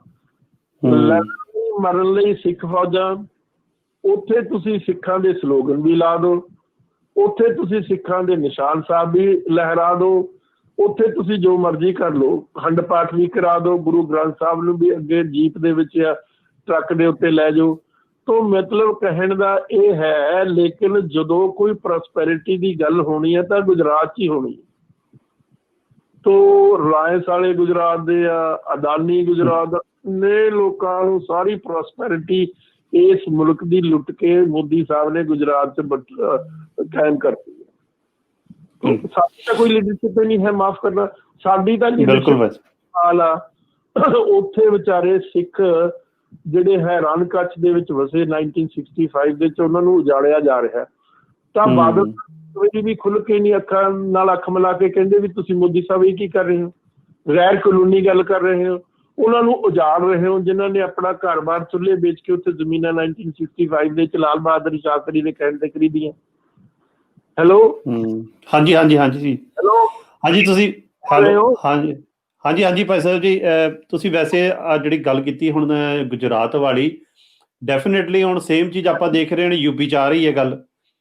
ਸੇਮ ਹੀ ਚੀਜ਼ ਜਿਹੜੀ ਪਹਿਲਾਂ ਜਦੋਂ ਮੋਦੀ ਸਾਹਿਬ ਸਰਕਾਰ ਸੀਗੀ ਗੁਜਰਾਤ ਵਿੱਚ ਉੱਥੇ ਹੋਇਆ, ਤੇ ਹੁਣ ਉਹੀ ਗੱਲ ਯੂਪੀ ਵਿੱਚ ਕੀਤੀ ਜਾ ਰਹੀ ਹੈ। ਤੇ ਬਾਕੀ ਦੇ ਮੱਧ ਪ੍ਰਦੇਸ਼ ਵਿੱਚ ਵੀ ਅਸੀਂ ਦੇਖ ਰਹੇ ਹਾਂ ਜਿੱਥੇ ਸਿਕਲੀਗੜ੍ਹ ਸਿੱਖ ਹੈਗੇ ਨੇ, ਉਹਨਾਂ ਦੇ ਘਰ ਉਜਾੜੇ ਜਾ ਰਹੇ ਆ। ਉਹ ਤਾਂ ਉਹਨਾਂ ਦੇ ਕੋਲ ਤਾਂ ਉਹਦੇ ਜ਼ਮੀਨਦਾਰ ਵੀ ਨਹੀਂ ਹੈਗੇ, ਬਟ ਉਹਨਾਂ ਦੀਆਂ ਜ਼ਮੀਨਾਂ ਜਿੱਥੇ ਮਜ਼ਦੂਰੀ ਕਰਦੇ ਨੇ, ਉਹਨਾਂ ਦੇ ਘਰ ਨੇ, ਉਹ ਢਾਏ ਜਾ ਰਹੇ ਨੇ। ਡੈਫੀਨੇਟਲੀ ਹੁਣ ਤਾਂ ਉਹਨਾਂ ਨੇ ਇੱਕ ਜਿਹੜਾ ਨੈਕਸਟ ਸਟੈਪ ਹੀ ਲੈ ਲਿਆ ਹੈ, ਜਿਹੜਾ ਆਪਾਂ ਕੱਲ ਪਰਸੋਂ ਥੋੜੇ ਦਿਨ ਪਹਿਲਾਂ ਦੇਖਿਆ, ਰਾਮ ਮੰਦਿਰ ਦਾ ਜਿਹੜਾ ਇੱਕ ਇਸ਼ੂ ਸੀਗਾ, ਜਾਂ ਉਹਨੂੰ ਉਹਨਾਂ ਨੇ ਪੂਰਾ ਵਰਲਡ ਵਾਈਡ ਇੱਕ ਈਵੈਂਟ ਜਿੱਦਾਂ ਪੂਰੇ ਭਾਰਤ ਦੇ ਵਿੱਚ ਉਹਨੂੰ ਬਣਾਇਆ। ਤਾਂ ਮੈਨੂੰ ਲੱਗਦਾ ਜਰਨੈਲ ਭਾਜੀ ਦਾ ਇੱਕ ਕੁਐਸਚਨ ਹੈਗਾ, ਭਾਜੀ ਤੁਸੀਂ ਪੁੱਛਿਓ ਜਿਹੜਾ ਕੁਐਸਚਨ ਤੁਸੀਂ ਪੁੱਛਣਾ ਚਾਹੁੰਦੇ ਹੋ। ਜਿਹੜੀ ਡਾਕਟਰ ਸਾਹਿਬ, ਹਾਂਜੀ, ਜਿਹੜੀ ਤੁਸੀਂ ਗੱਲ ਕਰ ਰਹੇ ਡਾਕਟਰ ਸਾਹਿਬ, ਮੈਂ ਉਸਨੂੰ ਜਿਸ ਤਰ੍ਹਾਂ ਸਮਝਿਆ, ਜਦੋਂ ਸਾਡੀ ਪੰਜਾਬ ਦੀ ਆਬਾਦੀ ਜਿਹੜੀ ਸੀਗੀ 10% ਸੀਗੀ ਜਦੋਂ ਪੁਰਾਣੇ ਪੰਜਾਬ ਦੀ, ਉਦੋਂ ਸਾਡਾ ਸਿੱਖ ਰਾਜ ਰਿਹਾ। ਅੱਜ ਸਾਡੇ ਪੰਜਾਬ ਦੀ ਆਬਾਦੀ, ਸਿੱਖਾਂ ਦੀ ਆਬਾਦੀ 60% ਹੈ ਪੰਜਾਬ ਦੇ ਵਿੱਚ ਅਪਰੋਕਸੀਮੇਟਲੀ, ਤੇ ਅੱਜ ਸਾਡਾ ਉਹ ਹਾਲ ਹੋ ਰਿਹਾ। ਜਿਸ ਤਰ੍ਹਾਂ ਤੁਹਾਡੀਆਂ ਗੱਲਾਂ ਤੋਂ ਲੱਗ ਰਿਹਾ ਕਿ ਇਹਦੇ ਵਿੱਚ ਕੋਈ ਏਜੰਸੀਜ਼ ਕੰਮ ਕਰ ਰਹੀਆਂ ਹੈ ਵੀ ਜਿਹੜੀ ਸਾਡੀ ਸਿੱਖ ਲੀਡਰਸ਼ਿਪ ਆ ਉਹ ਇਸ ਤਰ੍ਹਾਂ ਦੀ ਆ ਰਹੀ ਹੈ ਜਿਹੜੇ ਨਿੱਜੀ ਮਫਾਦਾਂ ਲਈ ਤੇ ਉਹਨਾਂ ਦੇ ਆਪਣੇ ਜਿਹੜੇ ਬੈਨੀਫਿਟਸ ਆ ਉਹਨਾਂ ਨੂੰ ਪ੍ਰਾਇੋਰਟੀ ਹੈ, ਤੇ ਜਿਹੜੇ 60% ਸਿੱਖ ਕਮਿਊਨਿਟੀ ਨੂੰ ਰੀਪ੍ਰੈਜ਼ੈਂਟ ਕਰਨ ਦੇ ਬਾਵਜੂਦ ਵੀ ਨਾ ਕਿਸੇ ਵੀ ਸਿੱਖ ਮਸਲੇ ਤੇ ਕੋਈ ਗੱਲ ਨਹੀਂ ਹੁੰਦੀ, ਤੇ ਹਰ ਪਾਸੇ ਸਿੱਖ ਨਾਲ ਧੱਕਾ ਹੋ ਰਿਹਾ, ਕਿਸੇ ਪਾਸੇ ਵੀ ਆਪਾਂ ਜਾਈਏ। ਤੇ ਇਹਦੇ 'ਚ ਇਸ ਤਰ੍ਹਾਂ ਲੱਗ ਰਿਹਾ ਜਿਸ ਤਰ੍ਹਾਂ ਇਹ ਬੰਦੇ ਪਲੋਟਡ ਨੇ ਕਿ ਇਹੀ ਮੁੱਖ ਮੰਤਰੀ ਬਣਨਗੇ ਤਾਂ ਕਿ ਜਿਹੜੀ ਇਹਨਾਂ ਦਾ ਸੈਂਟਰ ਨਾਲ ਸਾਂਝ ਰਹੇ, ਤੇ ਪੰਜਾਬ ਦੇ ਮਸਲੇ, ਜਿਹੜੀ ਪੰਜਾਬ ਦੀ ਆਰਥਿਕ ਅਵਸਥਾ ਆ, ਆਪਾਂ ਜੇ 47 ਤੋਂ ਬਾਅਦ ਹੁਣ ਤੱਕ ਲਾਈਏ, ਉਹਦੇ 'ਚ ਟੋਟਲੀ ਜਾਨੀ ਕਿ ਜਿਹੜਾ ਪੰਜਾਬ ਦਾ ਨੁਕਸਾਨ ਹੋ ਗਿਆ। ਦੇਖੋ, ਜਿਸ ਤਰ੍ਹਾਂ ਕੌਮਾਂ ਦੇ ਕੋਲ ਲੀਡਰਸ਼ਿਪ ਨਹੀਂ ਹੁੰਦੀ, ਉਹਨਾਂ ਕੌਮਾਂ ਦੇ ਨਾਲ ਇਹੀ ਕੁਝ ਹੁੰਦਾ। ਲੀਡਰਸ਼ਿਪ ਹੀ ਕੌਮਾਂ ਨੂੰ ਕਿਸੇ ਰਸਤੇ ਤੇ ਲਿਜਾਂਦੀ ਹੈ, ਕਿਸੇ ਮੰਜ਼ਿਲ ਤੇ ਪਹੁੰਚਾਉਂਦੀ ਹੈ। ਤੋ ਜਿਊਸ ਦੇ ਕੋਲ ਲੀਡਰਸ਼ਿਪ ਸੀ। ਸਭ ਤੋਂ ਗਿਆਨਵਾਨ ਇਨਸਾਨ ਪਿਛਲੀ ਸਦੀ ਦਾ ਕੌਣ ਸੀ? ਆਈਨਸਟਾਈਨ ਸੀ। ਉਹ ਜਿਊ ਸੀ, ਔਰ ਉਹ ਜਿਊ ਕੱਟੜ ਜਿਊ ਸੀ। ਉਹ ਇਤਨਾ ਆਪਣੇ ਧਰਮ ਦੇ ਵਿੱਚ ਪਰਪਾਕ ਸੀ ਕਿ ਉਹ ਕਿਸੇ ਵੀ ਹੋਰ ਗੱਲ ਨਾਲ ਕੰਪਰੋਮਾਈਜ਼ ਕਰ ਹੀ ਨਹੀਂ ਸੀ ਸਕਦਾ। ਸਮਝੇ ਕਿ ਨਹੀਂ? ਉਸ ਨੇ ਆਪਣਾ ਸਾਰਾ ਤਨ, ਮਨ, ਧਨ ਇਸ ਗੱਲ ਲਈ ਸਮਰਪਿਤ ਕਰ ਦਿੱਤਾ ਕਿ ਜਿਊ ਸਟੇਟ ਬਣੇ। ਆਈਨਸਟਾਈਨ ਨੇ ਆਪਣਾ ਸਾਰਾ ਧਨ, ਆਪਣਾ ਸਾਰਾ ਇਨਫਲੂਐਂਸ, ਆਪਣੇ ਸਾਰੀ ਜੋ ਵੀ ਉਹਦੇ ਸਾਧਨ ਸੀ ਉਹ ਸਮਰਪਿਤ ਕਰ ਦਿੱਤੇ। ਅੱਜ ਕੋਈ ਸਿੱਖ ਮੈਂ ਦੇਖਦਾ ਰਹਿਣਾ, ਜਦੋਂ ਛੋਟੀ ਮੋਟੀ ਪੋਜੀਸ਼ਨ ਤੇ ਪਹੁੰਚਦਾ, ਪਹਿਲਾਂ ਤਾਂ ਵਾਲ ਘਟਾਉਂਦਾ ਵੀ ਮੈਂ ਐਕਸੈਪਟੇਬਲ ਹੋ ਜਾ ਮੈਜੋਰਿਟੀ ਕਮਿਊਨਿਟੀ ਨੂੰ, ਹਿੰਦੂਆਂ ਨੂੰ। ਪਰ ਉਹ ਭਾਵੇਂ ਵਾਲ ਘਟਾ ਲੇ, ਭਾਵੇਂ ਗਲ ਘਟਾ ਲੇ, ਭਾਵੇਂ ਗਰਦਨ ਘਟਾ ਲੇ, ਉਹ ਕਦੇ ਵੀ ਐਕਸੈਪਟੇਬਲ ਨਹੀਂ ਹੋਏਗਾ। ਕਿਉਂਕਿ ਜਿਹੜਾ ਹਿੰਦੂ ਉਹ ਤਾਂ ਸਮਝਦਾ ਵੀ ਸਿੱਖ ਕੀ ਹੈ, ਸਿੱਖ ਨਹੀਂ ਸਮਝਦਾ ਵੀ ਹਿੰਦੂ ਕੀ ਹੈ। ਜਿਹੜੀ ਟ੍ਰੈਜਡੀ ਹੋਈ ਹੈ, ਮਾਸਟਰ ਤਾਰਾ ਸਿੰਘ ਨੂੰ ਪਤਾ ਹੀ ਨਹੀਂ ਸੀ ਵੀ ਹਿੰਦੂ ਕੀ ਹੈ। ਮਾਸਟਰ ਤਾਰਾ ਸਿੰਘ ਨੇ ਹਿੰਦੂਆਂ ਦਾ ਇਤਿਹਾਸ ਨਹੀਂ ਸੀ ਪੜ੍ਹਿਆ, ਉਹਨਾਂ ਦੀ ਸਕ੍ਰਿਪਚਰ ਵੀ ਨਹੀਂ ਸੀ ਪੜ੍ਹੀਆਂ, ਉਹਨੂੰ ਕਿਸੇ ਗੱਲ ਦੀ ਸੂਝ-ਬੂਝ ਨਹੀਂ ਸੀ। ਛੋਟਾ ਜਿਹਾ ਸਕੂਲ ਦਾ ਟੀਚਰ ਸੀ ਉਹ, ਛੋਟੇ ਜਿਹੇ ਪਿੰਡ ਦੇ ਵਿੱਚ, ਸੋ ਪਿੰਡਾਂ ਵਿੱਚ ਸੀ। ਦੂਸਰੇ ਪਾਸੇ ਹਿੰਦੂ ਬਾਰ ਖਿਲਾਫ ਪੜ੍ਹੇ ਹੋਏ ਸੀ ਜਿਹੜੇ ਹਿੰਦੂ, ਚਾਹੇ ਨਹਿਰੂ ਲੈ ਲਓ, ਚਾਹੇ ਗਾਂਧੀ ਲੈ ਲਓ, ਚਾਹੇ ਕੋਈ ਹੋਰ ਲੈ ਲਓ। ਤੋ ਮੇਰਾ ਮਤਲਬ ਕਹਿਣ ਦਾ ਇਹ ਆ ਵੀ ਦੋ ਅਨਇਕੁਅਲ ਦੇ ਵਿੱਚ ਕਿਸ ਤਰੀਕੇ ਦੇ ਨਾਲ ਬੈਲੈਂਸ ਤੁਸੀਂ ਕ੍ਰੀਏਟ ਕਰੋਗੇ। ਜਿਹੜੀ ਤੁਸੀਂ ਰਣਜੀਤ ਦੀ ਗੱਲ ਕੀਤੀ ਆ ਵੀ ਉੱਥੇ 10% ਸਿੱਖਾਂ ਦੀ ਆਬਾਦੀ ਸੀ, ਉਹ ਲੀਡਰਸ਼ਿਪ ਦੀ ਕੁਆਲਿਟੀ ਸੀ ਜਿਹੜਾ ਖਿੱਚ ਕੇ ਲੈ ਗਿਆ। ਸਿੱਖਾਂ ਦੇ ਕੋਲ ਲਬਾਰਸ ਅਸੀਂ ਹੈਗੇ ਆ, ਸਾਡੀ ਕੋਈ ਲੀਡਰਸ਼ਿਪ ਨਹੀਂ ਹੈ। ਸਾਡੀ ਲੀਡਰਸ਼ਿਪ ਕੀ ਹੈ ਜੀ? ਬਾਦਲ ਸਾਹਿਬ ਕਹਿੰਦੇ ਮੇਰੀਆਂ 1500 ਵਾਲਵੋ ਬੱਸਾਂ ਚੱਲਦੀਆਂ, ਮੇਰੇ ਕੋਲ ਕਿੰਨੇ ਹੋਟਲ ਆ, ਮੇਰੇ ਕੋਲ ਕਿੰਨੀਆਂ ਜ਼ਮੀਨਾਂ, ਕਿੰਨੀਆਂ ਜਾਇਦਾਦਾਂ, ਇਹ ਆ। ਔਰ ਉਸ ਇਨਫਲੂਐਂਸ ਦੇ ਨਾਲ ਉਹ ਲੋਕਾਂ ਦੀਆਂ ਵੋਟਾਂ ਨੂੰ ਖਰੀਦ ਲੈਂਦੇ ਆ। ਸਿੱਖਾਂ ਦੀਆਂ ਵੋਟਾਂ ਖਰੀਦੀਆਂ ਜਾਂਦੀਆਂ ਨਾ, ਮਾਫ ਕਰਨਾ ਬਾਈ ਐਂਡ ਲਾਰਜ। ਅਸੀਂ ਆਪਣੇ ਆਪ ਨੂੰ ਪਹਿਚਾਣ ਨਹੀਂ ਸਕੇ ਵੀ ਸਾਡੀ ਕਿੱਡੀ ਵੱਡੀ ਗੁਰੂ ਨੇ ਦਿੱਤੀ ਹੋਈ ਸਾਨੂੰ ਵਿਰਾਸਤ ਹੈ, ਕਿੱਡਾ ਖੂਬਸੂਰਤ ਸਾਡਾ ਇਤਿਹਾਸ ਹੈ, ਕਿੱਡੀਆਂ ਅਸੀਂ ਦੁਨੀਆ ਦੇ ਇਤਿਹਾਸ ਦੇ ਵਿੱਚ ਮੱਲਾਂ ਮਾਰੀਆਂ। ਅੱਜ BBC ਨੇ ਸਰਵੇ ਕਰਾ ਕੇ ਦੁਨੀਆ ਦੇ ਜਦੋਂ ਦੀ ਦੁਨੀਆ ਥਾਪੀ ਆ ਉਸ ਤੋਂ ਲੈ ਕੇ ਅੱਜ ਤੱਕ ਦੇ ਰੂਲਰ ਦਾ ਐਨਾਲਿਸਿਸ ਕੀਤਾ ਕਿ ਕਿਹੜਾ ਬੈਸਟ ਰੂਲ ਸੀ। ਉਹਨਾਂ ਨੇ ਰਣਜੀਤ ਸਿੰਘ ਨੂੰ 38% ਵੋਟਾਂ ਪਾ ਕੇ ਉਸਨੂੰ ਕਿਹਾ ਵੀ ਇਸ ਵਰਗਾ ਰਾਜ ਦੁਨੀਆ ਦੇ ਵਿੱਚ ਨਹੀਂ ਹੋਇਆ। ਮੈਂ ਤੁਹਾਨੂੰ ਪਹਿਲਾਂ ਕਿਹਾ ਜਦੋਂ ਸਿੱਕੇ ਦੇ ਉੱਤੇ, ਅੱਜ ਇੰਗਲੈਂਡ ਦੇ ਸਿੱਕੇ ਦੇ ਉੱਤੇ ਕਿਸੇ ਦਾ ਨਾਂ ਆਉਣਾ ਤਾਂ ਗਾਂਧੀ ਦਾ ਆਇਆ। ਤਾਂ ਇਹ ਸਾਡੇ ਮੈਂ ਤੁਹਾਨੂੰ ਅਪੀਲ ਕਰਦਾ, ਤੁਸੀਂ ਦੋਨਾਂ members of the house of Commons ਨੂੰ ਮਿਲੋ, ਉਹਨਾਂ ਨੂੰ ਟੈਲੀਫੋਨ ਤੇ ਅਪੀਲ ਕਰੋ ਵੀ ਆਹ ਮੌਕਾ ਹੈ, ਤੁਸੀਂ ਆਪਣੀ ਗੱਲ ਕਿਉਂ ਨਹੀਂ ਕਰਦੇ? ਕਿਉਂ ਇੰਗਲੈਂਡ ਦੇ ਸਿੱਕੇ ਦੇ ਉੱਤੇ ਗੁਰੂਆਂ ਦਾ ਨਾਂ ਆਉਂਦਾ, ਗੁਰੂਆਂ ਦੀ ਤਸਵੀਰਾਂ ਆਉਂਦੀਆਂ? ਤੁਸੀਂ ਸਾਡੀ ਪ੍ਰੋਸਪੈਰਿਟੀ ਲੁੱਟ ਕੇ ਸਾਡੀ ਖੁਸ਼ਹਾਲੀ ਨੂੰ ਖਤਮ ਕਰਕੇ ਤੁਸੀਂ ਆਪਣੀ ਪ੍ਰੋਸਪੈਰਿਟੀ ਬਣਾਈ। ਸਾਡੇ ਬੱਚੇ, ਜਿਹੜਾ 12 ਸਾਲ ਦਾ ਬੱਚਾ ਸੀ, ਉਸ ਨੂੰ ਤੁਸੀਂ ਧੋਖਾਧੜੀ ਉਸ ਦੇ ਨਾਲ ਕਰਕੇ ਸਾਡਾ ਰਾਜ ਖਤਮ ਕੀਤਾ।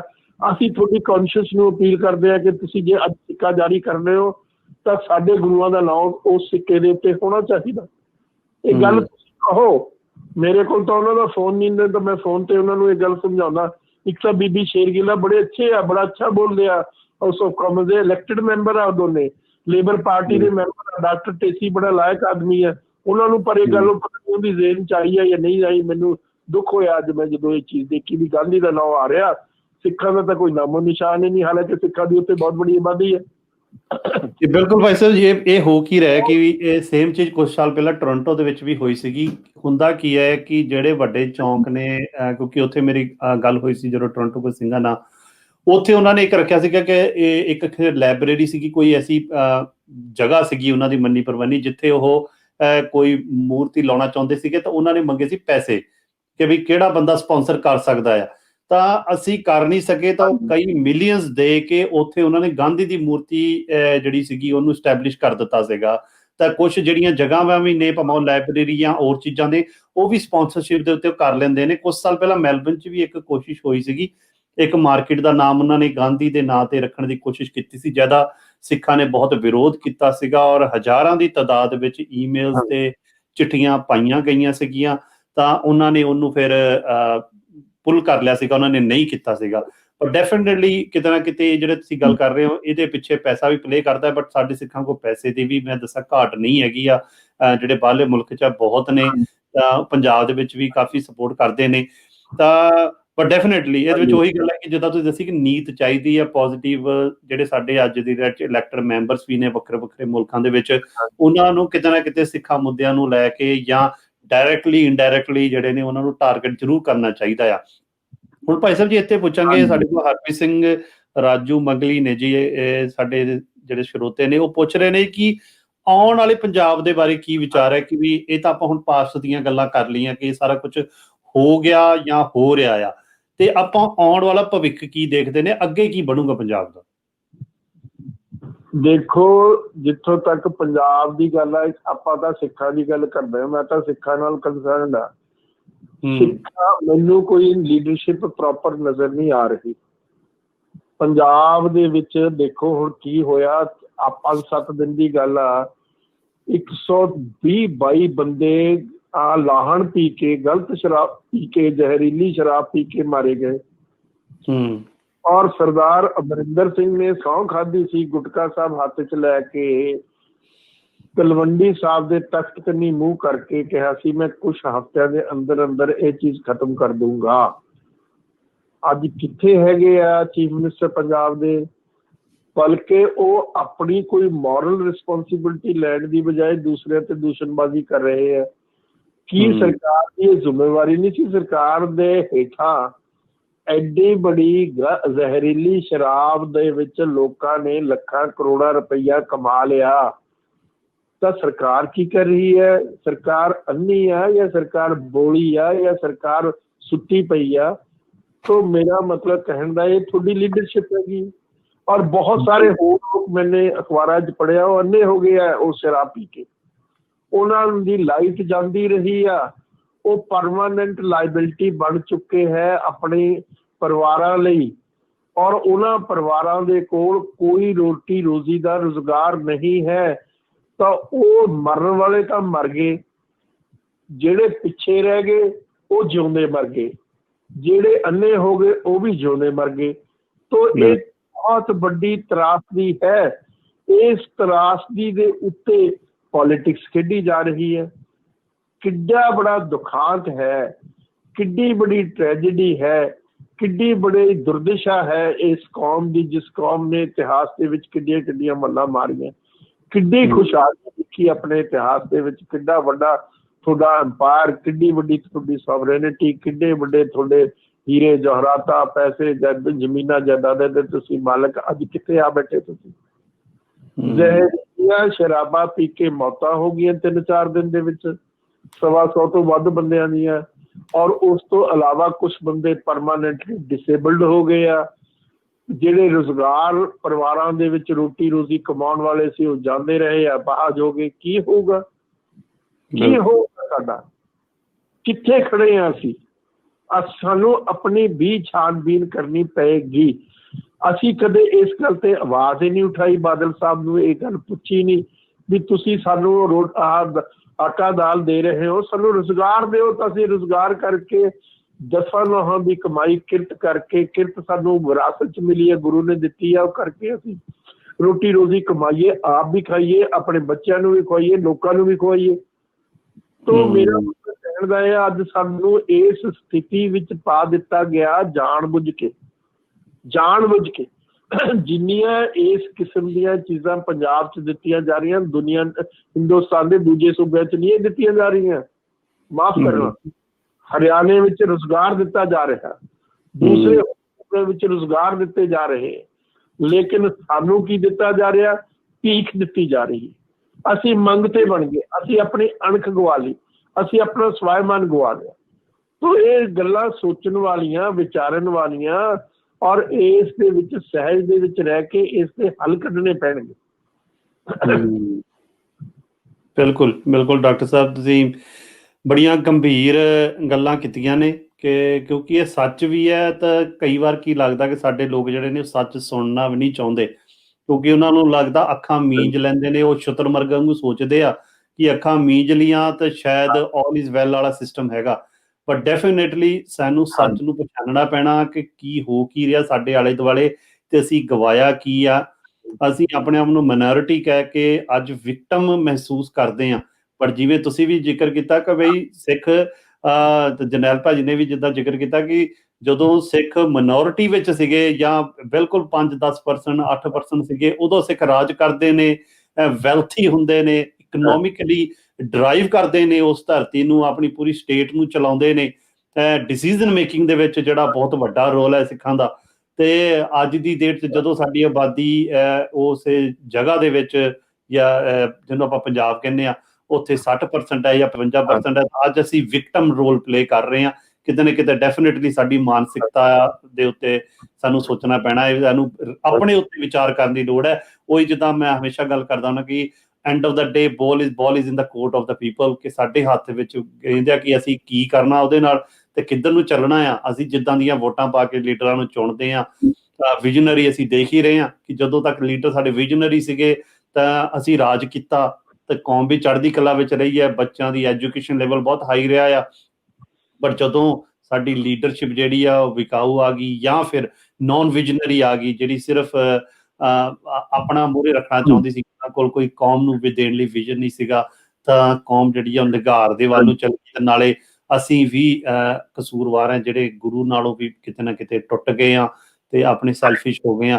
ਜਰਨੈਲ ਹਾਂਜੀ। ਭਾਜੀ ਤੁਸੀਂ ਕੁਝ ਐਡ ਕਰਨਾ ਚਾਹੁੰਦੇ ਫਿਰ ਆਪਾਂ ਐਂਡ ਵੱਲ ਨੂੰ ਵਧੀਏ ਕਿਉਂਕਿ ਆਪਣਾ ਹੁਣ ਸਮਾਂ ਵੀ ਹੋ ਗਿਆ ਆ ਤੇ ਆਪਾਂ ਡਾਕਟਰ ਸਾਹਿਬ ਤੋਂ ਕਲੋਜ਼ਿੰਗ ਕਮੈਂਟਸ ਲਵਾਂਗੇ ਜੀ। ਮੈਂ ਤਾਂ ਜਿਹੜੀ ਅੱਜ ਦੀ ਡਿਸਕਸ਼ਨ ਆ ਉਸ ਤੋਂ ਇਹੀ ਜਿਹੜੀ ਡਾਕਟਰ ਸਾਹਿਬ ਦੀ ਜਿਹੜੀ ਗੱਲ ਕੀਤੀ ਹੈ, ਆਪਾਂ ਨੂੰ ਜਿਹੜਾ ਆਉਣ ਵਾਲਾ ਭਵਿੱਖ ਹੈ ਉਹਦੇ ਬਾਰੇ ਜ਼ਰੂਰ ਸੋਚਣਾ ਪਊਗਾ। ਜਿਹੜੀ ਨੌਜਵਾਨ ਪੀੜ੍ਹੀ ਆ ਸਾਨੂੰ ਇਹਦੇ ਬਾਰੇ ਜ਼ਰੂਰ ਸੋਚਣਾ ਪੈਣਾ ਤੇ ਇਹੋ ਜਿਹੀਆਂ ਸ਼ਖਸੀਅਤਾਂ ਤੋਂ ਸਾਨੂੰ ਐਡਵਾਈਸ ਵੀ ਲੈਣੀ ਚਾਹੀਦੀ ਹੈ। ਇਹਨਾਂ ਤੋਂ ਬਹੁਤ ਕੁਝ ਸਿੱਖਣਾ, ਇਹਨਾਂ ਦੇ ਕੋਲ ਉਹ ਖਜ਼ਾਨਾ ਆ ਜਿਹੜਾ ਸ਼ਾਇਦ ਆਮ ਤੌਰ ਤੇ ਆਪਾਂ ਨੂੰ ਕਿਸੇ ਤੋਂ ਨਹੀਂ ਪ੍ਰਾਪਤ ਹੋ ਸਕਦਾ। ਇਹੀ ਕਾਰਨ ਸੀ ਅੱਜ ਅਸੀਂ ਡਾਕਟਰ ਗੁਰਦਰਸ਼ਨ ਸਿੰਘ ਜੀ ਢਿੱਲੋਂ ਸਾਹਿਬ ਉਹਨਾਂ ਨੂੰ ਅੱਜ ਇਸ ਪ੍ਰੋਗਰਾਮ ਦੇ ਵਿੱਚ ਸੱਦਿਆ ਸੀਗਾ ਤੇ ਇਹਨਾਂ ਨੇ ਬਹੁਤ ਹੀ ਵਡਮੁੱਲੇ ਵਿਚਾਰ ਦਿੱਤੇ ਨੇ।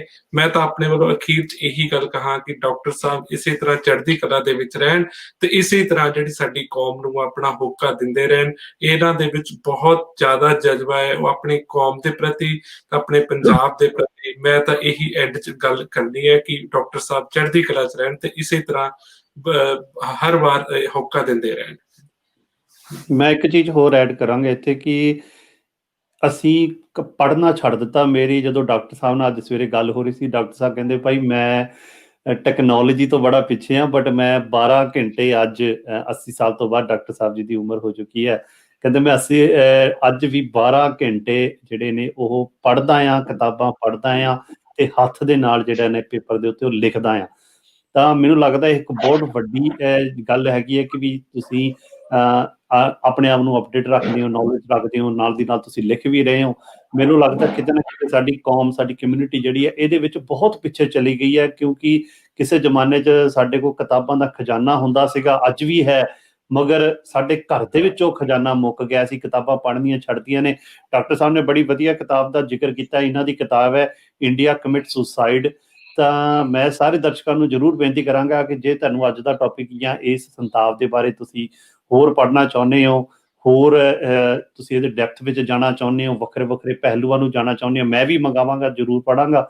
ਤਾਂ ਤੁਸੀਂ ਵੀ ਜ਼ਰੂਰ ਕਿਤਾਬਾਂ ਦੇ ਨਾਲ ਜੁੜੋ, ਇਸ ਤਰ੍ਹਾਂ ਦੀਆਂ ਜਿਹੜੀਆਂ ਟੌਪਿਕਸ ਦੇ ਨਾਲ ਲੱਗੀਆਂ ਕਿਤਾਬਾਂ ਨੇ ਉਹ ਪੜ੍ਹੋ। ਡਾਕਟਰ ਸਾਹਿਬ ਦੀਆਂ ਕਿਤਾਬਾਂ ਨੇ ਉਹਨਾਂ ਨੂੰ ਵੀ ਪੜ੍ਹੋ, ਇਤਿਹਾਸ ਨਾਲ ਜੁੜੀਆਂ ਕਿਤਾਬਾਂ ਨੇ ਜ਼ਰੂਰ, ਜਿੱਥੇ ਤੁਹਾਨੂੰ ਕਿਤਾਬ ਮਿਲਦੀ ਹੈ ਜ਼ਰੂਰ ਪੜ੍ਹੋ। ਇਹ ਗਿਆਨ ਦਾ ਖਜ਼ਾਨਾ ਆ। ਅਸੀਂ ਸ਼ਾਇਦ ਅੱਜ ਇਹ ਤੋਂ ਟੁੱਟ ਗਏ ਹਾਂ। ਜਿੱਦਾਂ ਡਾਕਟਰ ਸਾਹਿਬ ਤੋਂ ਬਾਹਰਲੀਆਂ ਕਿਤਾਬਾਂ, ਹਾਰਵਰਡ ਦੀਆਂ ਹੋਰ ਲਿਖੀਆਂ ਕਿਤਾਬਾਂ ਦਾ ਵੀ ਜ਼ਿਕਰ ਕਰਦੇ ਆ, ਅਸੀਂ ਆਪਣੀਆਂ ਕਿਤਾਬਾਂ ਨਾਲ ਨਹੀਂ ਹਜੇ ਜੋੜ ਸਕੇ, ਅਸੀਂ ਉੱਥੇ ਦੂਰ ਤੱਕ ਕਿੱਥੇ ਜਾਣਾ ਆ। ਤਾਂ ਡਾਕਟਰ ਸਾਹਿਬ ਇੱਕ ਲਾਸਟ ਮੈਂ ਤੁਹਾਡੇ ਤੋਂ ਇਹੀ ਪੁੱਛਾਂਗਾ ਕਿ ਇੱਕ ਤਾਂ ਤੁਸੀਂ ਕੁਝ ਹੋਰ ਬੁੱਕਸ ਦੇ ਨਾਮ ਜ਼ਰੂਰ ਸੁਜੈਸਟ ਕਰੋ ਜਿਹੜੀਆਂ ਅਸੀਂ ਇਸ ਟੌਪਿਕ ਦੇ ਨਾਲ ਰਿਲੇਟਡ ਜਾਂ ਆਪਾਂ ਸਿੱਖਾਂ ਨੂੰ ਕੁਝ ਰეკਮੈਂਡ ਕਰੋਗੇ, ਤੇ ਨਾਲ ਤੁਸੀਂ ਆਪਣੇ ਕਲੋਜ਼ਿੰਗ ਕਮੈਂਟਸ ਦਵੋ ਜਿਹੜੀ ਤੁਸੀਂ ਕੋਈ ਹੋਰ ਗੱਲ ਸੰਗਤ ਨੂੰ, ਸਾਡੇ ਵਿਊਅਰਸ ਨੂੰ ਕਹਿਣਾ ਚਾਹੁੰਦੇ ਹੋ ਜੀ। ਦੇਖੋ, ਮੈਂ ਤਾਂ ਇੱਕੋ ਹੀ ਗੱਲ ਕਹਿਣਾ ਕਿ ਮੈਂ ਨਹੀਂ ਕਹਿ ਰਿਹਾ, ਗੁਰੂ ਨੇ ਕਿਹਾ ਵਿਦਿਆ ਨੂੰ ਵਿਚਾਰ ਦੇ ਨਾਲ ਜੋੜ ਕੇ ਸਮਝਣ ਦੀ ਕੋਸ਼ਿਸ਼ ਕਰੋ। ਤੋਂ ਮੇਰੀਆਂ ਕਿਤਾਬਾਂ ਜਿਹੜੀਆਂ 8 ਕਿਤਾਬਾਂ ਅੰਗਰੇਜ਼ੀ 'ਚ ਆ, 1 ਪੰਜਾਬੀ ਵਿੱਚ ਆ, ਕਿਉਂਕਿ ਸਿੱਖ ਬਾਰ-ਬਾਰ ਮੈਨੂੰ ਕਹਿੰਦੇ ਸੀ ਜੀ ਅੰਗਰੇਜ਼ੀ ਪੜ੍ਹਨੀ ਔਖੀ ਆ। ਮੈਂ ਉਹਨਾਂ ਨੂੰ ਕਿਹਾ ਵੀ ਮੈਂ ਤਾਂ ਅੰਗਰੇਜ਼ੀ ਤੁਹਾਨੂੰ ABC ਪੜ੍ਹਾਉਣੀ ਨਹੀਂ, ਮੈਂ ਨਾ ਪੜ੍ਹਾ ਸਕਦਾ, ਨਾ ਮੇਰੇ ਕੋਲ ਇੰਨਾ ਟਾਈਮ ਆ। ਡਿਕਸ਼ਨਰੀਆਂ ਮਿਲਦੀਆਂ, ਡਿਕਸ਼ਨਰੀਆਂ ਚੱਕ ਲਓ, ਡਿਕਸ਼ਨਰੀਆਂ ਪੜ੍ਹ ਲਓ, ਉਹਦੇ 'ਚ ਮਤਲਬ ਦੇਖ ਲਓ, ਜਿਹੜਾ ਲਫ਼ਜ਼ ਔਖਾ ਲੱਗਦਾ ਕਿਸੇ ਜ਼ੁਬਾਨ ਤੋਂ ਉਹਦੀ ਲੱਥਾ ਕਰਵਾ ਲਓ। ਮੈਂ ਤੁਹਾਨੂੰ ਇਹੀ ਬੇਨਤੀ ਕਰੂੰਗਾ, ਮੈਂ ਆਪਣੀ ਜ਼ਿੰਦਗੀ ਦੇ ਸਾਰੇ ਜਿੰਨਾ ਵੀ ਮੇਰਾ ਵਕਤ ਸੀ ਮੈਂ ਕਿਤਾਬਾਂ ਲਿਖਣ 'ਤੇ ਲਾਇਆ, ਪੜ੍ਹਨ 'ਤੇ ਲਾਇਆ, ਸਮਝਣ 'ਤੇ ਲਾਇਆ। ਉਸ ਦਾ ਜੋ ਕੁਛ ਹੈ ਉਹ ਸਾਰਾ ਮੇਰੀਆਂ ਕਿਤਾਬਾਂ 'ਚ ਆ। ਮੈਸਰ ਸਿੰਘ ਬ੍ਰਦਰਸ ਤੋਂ ਮਿਲਦੀਆਂ, ਬਰਾਏ ਮਿਹਰਬਾਨੀ ਉਹਨਾਂ ਨੂੰ ਉੱਥੋਂ ਮੈਸਰ ਸਿੰਘ ਬ੍ਰਦਰ ਅੰਮ੍ਰਿਤਸਰ ਜਿਹੜੇ ਬਾਜ਼ਾਰਮਾਈ ਸੇਵਾ ਦੇ ਵਿੱਚ ਹੈਗੇ ਆ, ਉਹਨਾਂ ਨੂੰ ਫੋਨ ਕਰਕੇ ਕਹੋ ਤੁਹਾਨੂੰ ਬਾਈ ਮੇਲ 5-10 ਦਿਨਾਂ 'ਚ ਭੇਜ ਦੇਣਗੇ। ਇਹੀ ਮੇਰੀ ਬੇਨਤੀ ਆ, ਪੜ੍ਹ ਲਓ।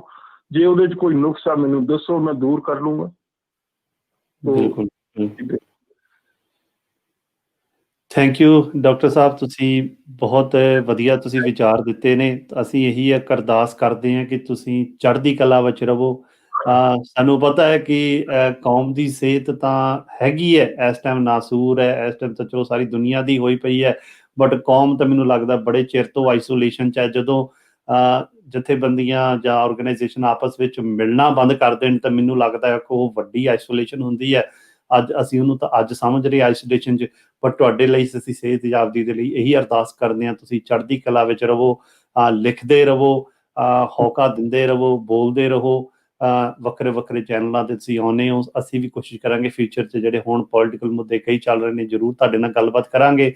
ਤਾਂ ਜ਼ਰੂਰ ਤੁਸੀਂ ਸੰਗਤਾਂ ਨੂੰ ਜਿਹੜੇ ਨੇ ਸਿੱਖ ਮੁੱਦਿਆਂ ਨੂੰ ਲੈ ਕੇ ਜਿਹੜੇ ਨੇ ਜਾਗਰੂਕ ਕਰਦੇ ਰਹੋ, ਜੋ ਤੁਸੀਂ ਆਲਰੇਡੀ ਸੇਵਾ ਕਈ ਸਾਲਾਂ ਤੋਂ ਕਰਦੇ ਆ ਰਹੇ ਹੋ ਜੀ। ਡਾਕਟਰ ਸਾਹਿਬ ਬਹੁਤ ਬਹੁਤ ਤੁਹਾਡਾ ਧੰਨਵਾਦ ਜੀ। ਜਰਨੈਲ ਭਾਜੀ ਤੁਹਾਡਾ ਵੀ ਬਹੁਤ ਬਹੁਤ ਥੈਂਕ ਯੂ ਜੀ, ਤੁਸੀਂ ਪ੍ਰੋਗਰਾਮ 'ਚ ਸ਼ਾਮਿਲੀਅਤ ਕੀਤੀ ਹੈ। ਹਾਂਜੀ ਡਾਕਟਰ ਸਾਹਿਬ। ਥੈਂਕ ਯੂ ਜੀ, thank you, God bless you. Thank you doctor Sahib ji, ਬਹੁਤ ਬਹੁਤ ਧੰਨਵਾਦ ਜੀ। ਮਿਲਦੇ ਆ ਜੀ ਫਿਰ ਕਦੀ ਅਗਲੇ ਪ੍ਰੋਗਰਾਮ 'ਚ ਫਿਰ ਗੱਲ ਕਰਾਂਗੇ ਜੀ। ਆਪਣੇ ਵਿਚਾਰ ਸਾਂਝੇ ਕਰਨ ਦਾ ਤੁਹਾਡਾ ਬਹੁਤ ਬਹੁਤ ਸ਼ੁਕਰੀਆ ਜੀ। ਵਾਹਿਗੁਰੂ ਜੀ ਕਾ ਖਾਲਸਾ, ਵਾਹਿਗੁਰੂ ਜੀ ਕੀ ਫਤਿਹ।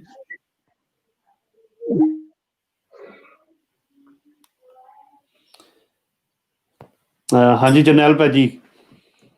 ਹਾਂਜੀ, ਬੜੀ ਵਧੀਆ ਡਿਸਕਸ਼ਨ ਅੱਜ।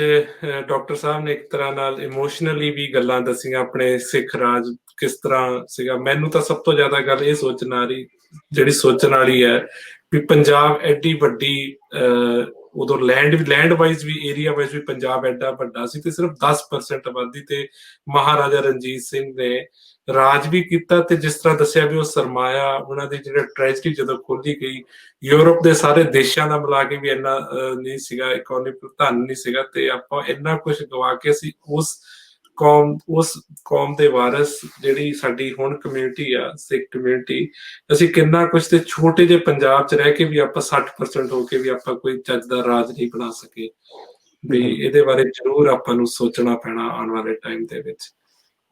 ਬਿਲਕੁਲ ਵੀਅਰਸ, ਇਹ ਸਾਡੇ ਪ੍ਰੋਗਰਾਮ ਦੀ ਲੜੀ ਸ਼ੁਰੂ ਕਰਨ ਦਾ ਰੀਜ਼ਨ ਵੀ ਇਹੀ ਸੀਗਾ ਕਿ ਅਸੀਂ ਇੱਕ ਸੋਚ ਤੁਹਾਨੂੰ ਦੇਣਾ ਚਾਹੁੰਦੇ ਸੀਗੇ, ਕਿ ਤੁਹਾਡੇ ਸਾਹਮਣੇ ਇੱਕ ਵਿਚਾਰ ਰੱਖਣਾ ਚਾਹੁੰਦੇ ਸੀਗੇ ਕਿ ਜਦੋਂ ਅਸੀਂ 1947 ਦੀ ਗੱਲ ਕਰਦੇ ਹਾਂ, ਕਈ ਲੋਕ ਇਮੋਸ਼ਨਲ ਹੋ ਜਾਂਦੇ ਨੇ, ਬਟ ਅੱਜ ਕੱਲ੍ਹ ਤਾਂ 15 ਅਗਸਤ ਜਦੋਂ ਆਉਂਦੀ ਹੈ ਤਾਂ ਅਸੀਂ ਸਾਰੇ ਉਹਨੂੰ ਮਤਲਬ ਅਸੀਂ ਡੇਟਸ ਨੂੰ ਵੱਖਰਾ ਵੱਖਰਾ ਕਰ ਦਿੱਤਾ ਹੈ। ਜਦੋਂ 15 ਅਗਸਤ ਆਉਂਦੀ ਹੈ, ਸਕੂਲਾਂ ਵਿੱਚ ਵੀ ਅਸੀਂ ਸੈਲੀਬ੍ਰੇਟ ਕਰਦੇ ਹਾਂ, ਆਪਣੇ ਘਰਾਂ 'ਚ ਵੀ ਅਸੀਂ ਸੈਲੀਬ੍ਰੇਟ ਕਰਨ ਲੱਗ ਪਏ ਹਾਂ, ਕਮਿਊਨਿਟੀ ਦੇ ਤੌਰ ਤੇ ਵੀ ਅਸੀਂ ਜਦੋਂ ਕਾਫੀ ਸੈਲੀਬ੍ਰੇਟ ਉਹਨੂੰ ਕਰਦੇ ਹਾਂ। ਬਟ ਡੈਫੀਨੇਟਲੀ ਇਹ ਸਿੱਖਾਂ ਦੇ ਲਈ ਕੋਈ ਸੈਲੀਬ੍ਰੇਸ਼ਨ ਨਹੀਂ ਹੈਗੀ ਜਿਹੜੀ 1947 ਹੈ। ਸਿੱਖਾਂ ਦੇ ਲਈ ਇੱਕ ਬੜਾ ਜਿਹੜਾ ਇੱਕ ਟ੍ਰੈਜਿਕ ਈਵੈਂਟ ਹੈਗਾ ਆ, ਕਿ ਕਿਉਂਕਿ ਇਹ ਪੰਜਾਬ ਦੀ ਵੰਡ ਹੋਈ ਸੀਗੀ, ਭਾਰਤ ਦੀ ਵੰਡ ਨਹੀਂ ਹੋਈ ਸੀਗੀ। ਔਰ ਅਸੀਂ ਕੱਲ੍ਹ ਦੇ ਪ੍ਰੋਗਰਾਮ ਵਿੱਚ ਮੈਪਸ ਦੇ ਨਾਲ ਇਹਨੂੰ ਤੁਹਾਨੂੰ ਸਮਝਾਉਣ ਦੀ ਕੋਸ਼ਿਸ਼ ਕੀਤੀ ਸੀਗੀ, ਤੁਹਾਡੇ ਸਾਹਮਣੇ ਇੱਕ ਵਿਚਾਰ ਰੱਖੀ ਸੀਗੀ ਕਿ ਮੈਪਸ ਦੇ ਨਾਲ ਕਿ 47 ਤੋਂ ਪਹਿਲਾਂ ਜਿਹੜੇ ਪੰਜਾਬ ਦੇ ਮੈਪ ਕਿੱਦਾਂ ਦੇ ਸੀਗੇ, ਭਾਰਤ ਦਾ ਮੈਪ ਕਿੱਦਾਂ ਦਾ ਸੀਗਾ, ਸਿੱਖਾਂ ਦੀ ਜਿਹੜੀ ਪੰਜਾਬ ਦੀ ਜਿਹੜੀ ਵੰਡ ਹੋਈ ਹੈ ਉਹ ਕਿਹੜੀ ਕਿਹੜੀ ਸਟੇਜਸ 'ਚ ਹੋਈ ਹੈ, ਕਿੱਦਾਂ ਉਹਦੇ ਇੱਕ ਦਾ ਜੀਓਗ੍ਰਾਫਿਕਲੀ ਵਾਈਜ਼ ਆਪਾਂ ਉਹਦੇ ਵਿੱਚ ਗੱਲ ਕੀਤੀ ਸੀਗੀ। ਔਰ ਬੜਾ ਅੱਛਾ ਤੁਹਾਡਾ ਰਿਸਪੌਂਸ ਆਇਆ। ਬਟ ਜੇ ਤੁਸੀਂ ਉਹ ਵੀਡੀਓ ਨਹੀਂ ਦੇਖਿਆ ਤਾਂ ਤੁਸੀਂ ਜ਼ਰੂਰ ਜਾ ਕੇ ਕੱਲ੍ਹ ਦਾ ਵੀਡੀਓ ਦੇਖੋਗੇ, ਤਾਂ ਅਸੀਂ ਉਹਦਾ ਲਿੰਕ ਵੀ ਕਮੈਂਟ 'ਚ ਸ਼ੇਅਰ ਕਰ ਦਾਂਗੇ। ਸਾਡਾ ਮਕਸਦ ਹੀ ਇਹੀ ਹੈ ਕਿ ਵੱਖਰੇ ਵੱਖਰੇ ਜਿਹੜੇ ਟੌਪਿਕਸ ਨੇ 47 ਨਾਲ ਜੁੜੇ ਹੋਏ, ਉਹਨਾਂ ਨੂੰ ਤੁਹਾਡੀ ਨਜ਼ਰ ਕੀਤਾ ਜਾਵੇ, ਤਾਂ ਕਿ ਅਸੀਂ ਘੱਟ ਤੋਂ ਘੱਟ ਆਪਣੇ ਬੱਚਿਆਂ ਨੂੰ ਐਜੂਕੇਟ ਕਰ ਸਕੀਏ, ਆਪਣੀ ਜਨਰੇਸ਼ਨ ਨੂੰ ਇਹਦੇ ਬਾਰੇ ਜਾਣਕਾਰੀ ਦੇ ਸਕੀਏ, ਅਸੀਂ ਆਪਣੇ ਆਪ ਨੂੰ ਐਜੂਕੇਟ ਕਰਕੇ ਅੱਗੇ ਪ੍ਰਚਾਰ ਇਹ ਜਿਹੜਾ ਕਰ ਸਕੀਏ। ਤਾਂ ਅੱਜ ਦੇ ਲਈ ਇੰਨਾ ਹੀ ਭਾਜੀ। ਤਾਂ ਅਸੀਂ ਕੱਲ੍ਹ ਫਿਰ ਇੱਕ ਨਵੇਂ ਸਾਡੇ ਗੈਸਟ ਦੇ ਨਾਲ, ਇੱਕ ਵਿਦਵਾਨ ਦੇ ਨਾਲ ਇਸੇ ਟੌਪਿਕ ਦੇ ਉੱਤੇ ਅਸੀਂ ਤੁਹਾਡੇ ਨਾਲ ਗੱਲ ਕਰਾਂਗੇ। ਇਸੇ ਟੌਪਿਕ ਦੇ ਉੱਤੇ ਹੋਰ ਡਿਟੇਲ ਦੇ ਵਿੱਚ ਕਰਾਂਗੇ। ਕੱਲ੍ਹ ਦਾ ਸਾਡਾ ਟੌਪਿਕ ਥੋੜ੍ਹਾ ਜਿਹਾ ਪੋਲੀਟੀਕਲੀ ਅਸੀਂ ਉਹਨੂੰ ਕਰਾਂਗੇ। ਅੱਜ ਥੋੜ੍ਹਾ ਜਿਹਾ ਇਕਨੋਮਿਕਲੀ ਫੋਕਸ ਸੀਗਾ, ਜਿਹਦੇ ਵਿੱਚ ਡੈਫੀਨੇਟਲੀ ਪੋਲੀਟੀਕਲ ਗੱਲਾਂ ਹੁੰਦੀਆਂ ਨੇ, ਹਰ ਤਰ੍ਹਾਂ ਦੀ ਹੁੰਦੀਆਂ ਨੇ, ਬਟ ਸਾਡਾ ਫੋਕਸ ਇਕਨੋਮਿਕਲੀ ਸੀਗਾ ਕਿ ਪੰਜਾਬ ਨੂੰ ਇਕਨੋਮਿਕਲੀ ਕੀ ਨੁਕਸਾਨ ਹੋਇਆ, ਜਾਂ ਪੰਜਾਬ ਦੇ ਲੋਕ ਜਿਹੜੇ ਸੀਗੇ ਸਿੱਖ ਕਿੰਨਾ ਇਕਨੋਮਿਕਲੀ ਕੰਟਰੋਲ ਕਰਦੇ ਸੀਗੇ। ਤੁਸੀਂ ਸਾਰਿਆਂ ਨੇ ਡਾਕਟਰ ਸਾਹਿਬ ਦੇ ਵਿਚਾਰ ਸੁਣੇ ਨੇ। ਤਾਂ ਕੱਲ੍ਹ ਮਿਲਦੇ ਹਾਂ ਜੀ, ਕੱਲ੍ਹ ਸ਼ਾਮ ਦੇ ਪ੍ਰੋਗਰਾਮ ਦੇ ਵਿੱਚ ਪੰਜਾਬ 1947 ਪੰਜਾਬ ਦੀ ਵੰਡ। ਤਾਂ ਮੈਂ ਤੇ ਜਰਨੈਲ ਸਿੰਘ ਜੀ ਕੱਲ੍ਹ ਹਾਜ਼ਰ ਹੋਵਾਂਗੇ ਜੀ ਆਪ ਜੀ ਦੇ ਕੋਲ ਇਹ ਪ੍ਰੋਗਰਾਮ ਲੈ ਕੇ। ਤਦ ਤੱਕ ਦੇ ਲਈ ਸਾਡੀ ਦੋਨਾਂ ਦੀ ਤਰਫ ਤੋਂ ਵਾਹਿਗੁਰੂ ਜੀ ਕਾ ਖਾਲਸਾ, ਵਾਹਿਗੁਰੂ ਜੀ ਕੀ ਫਤਿਹ ਜੀ।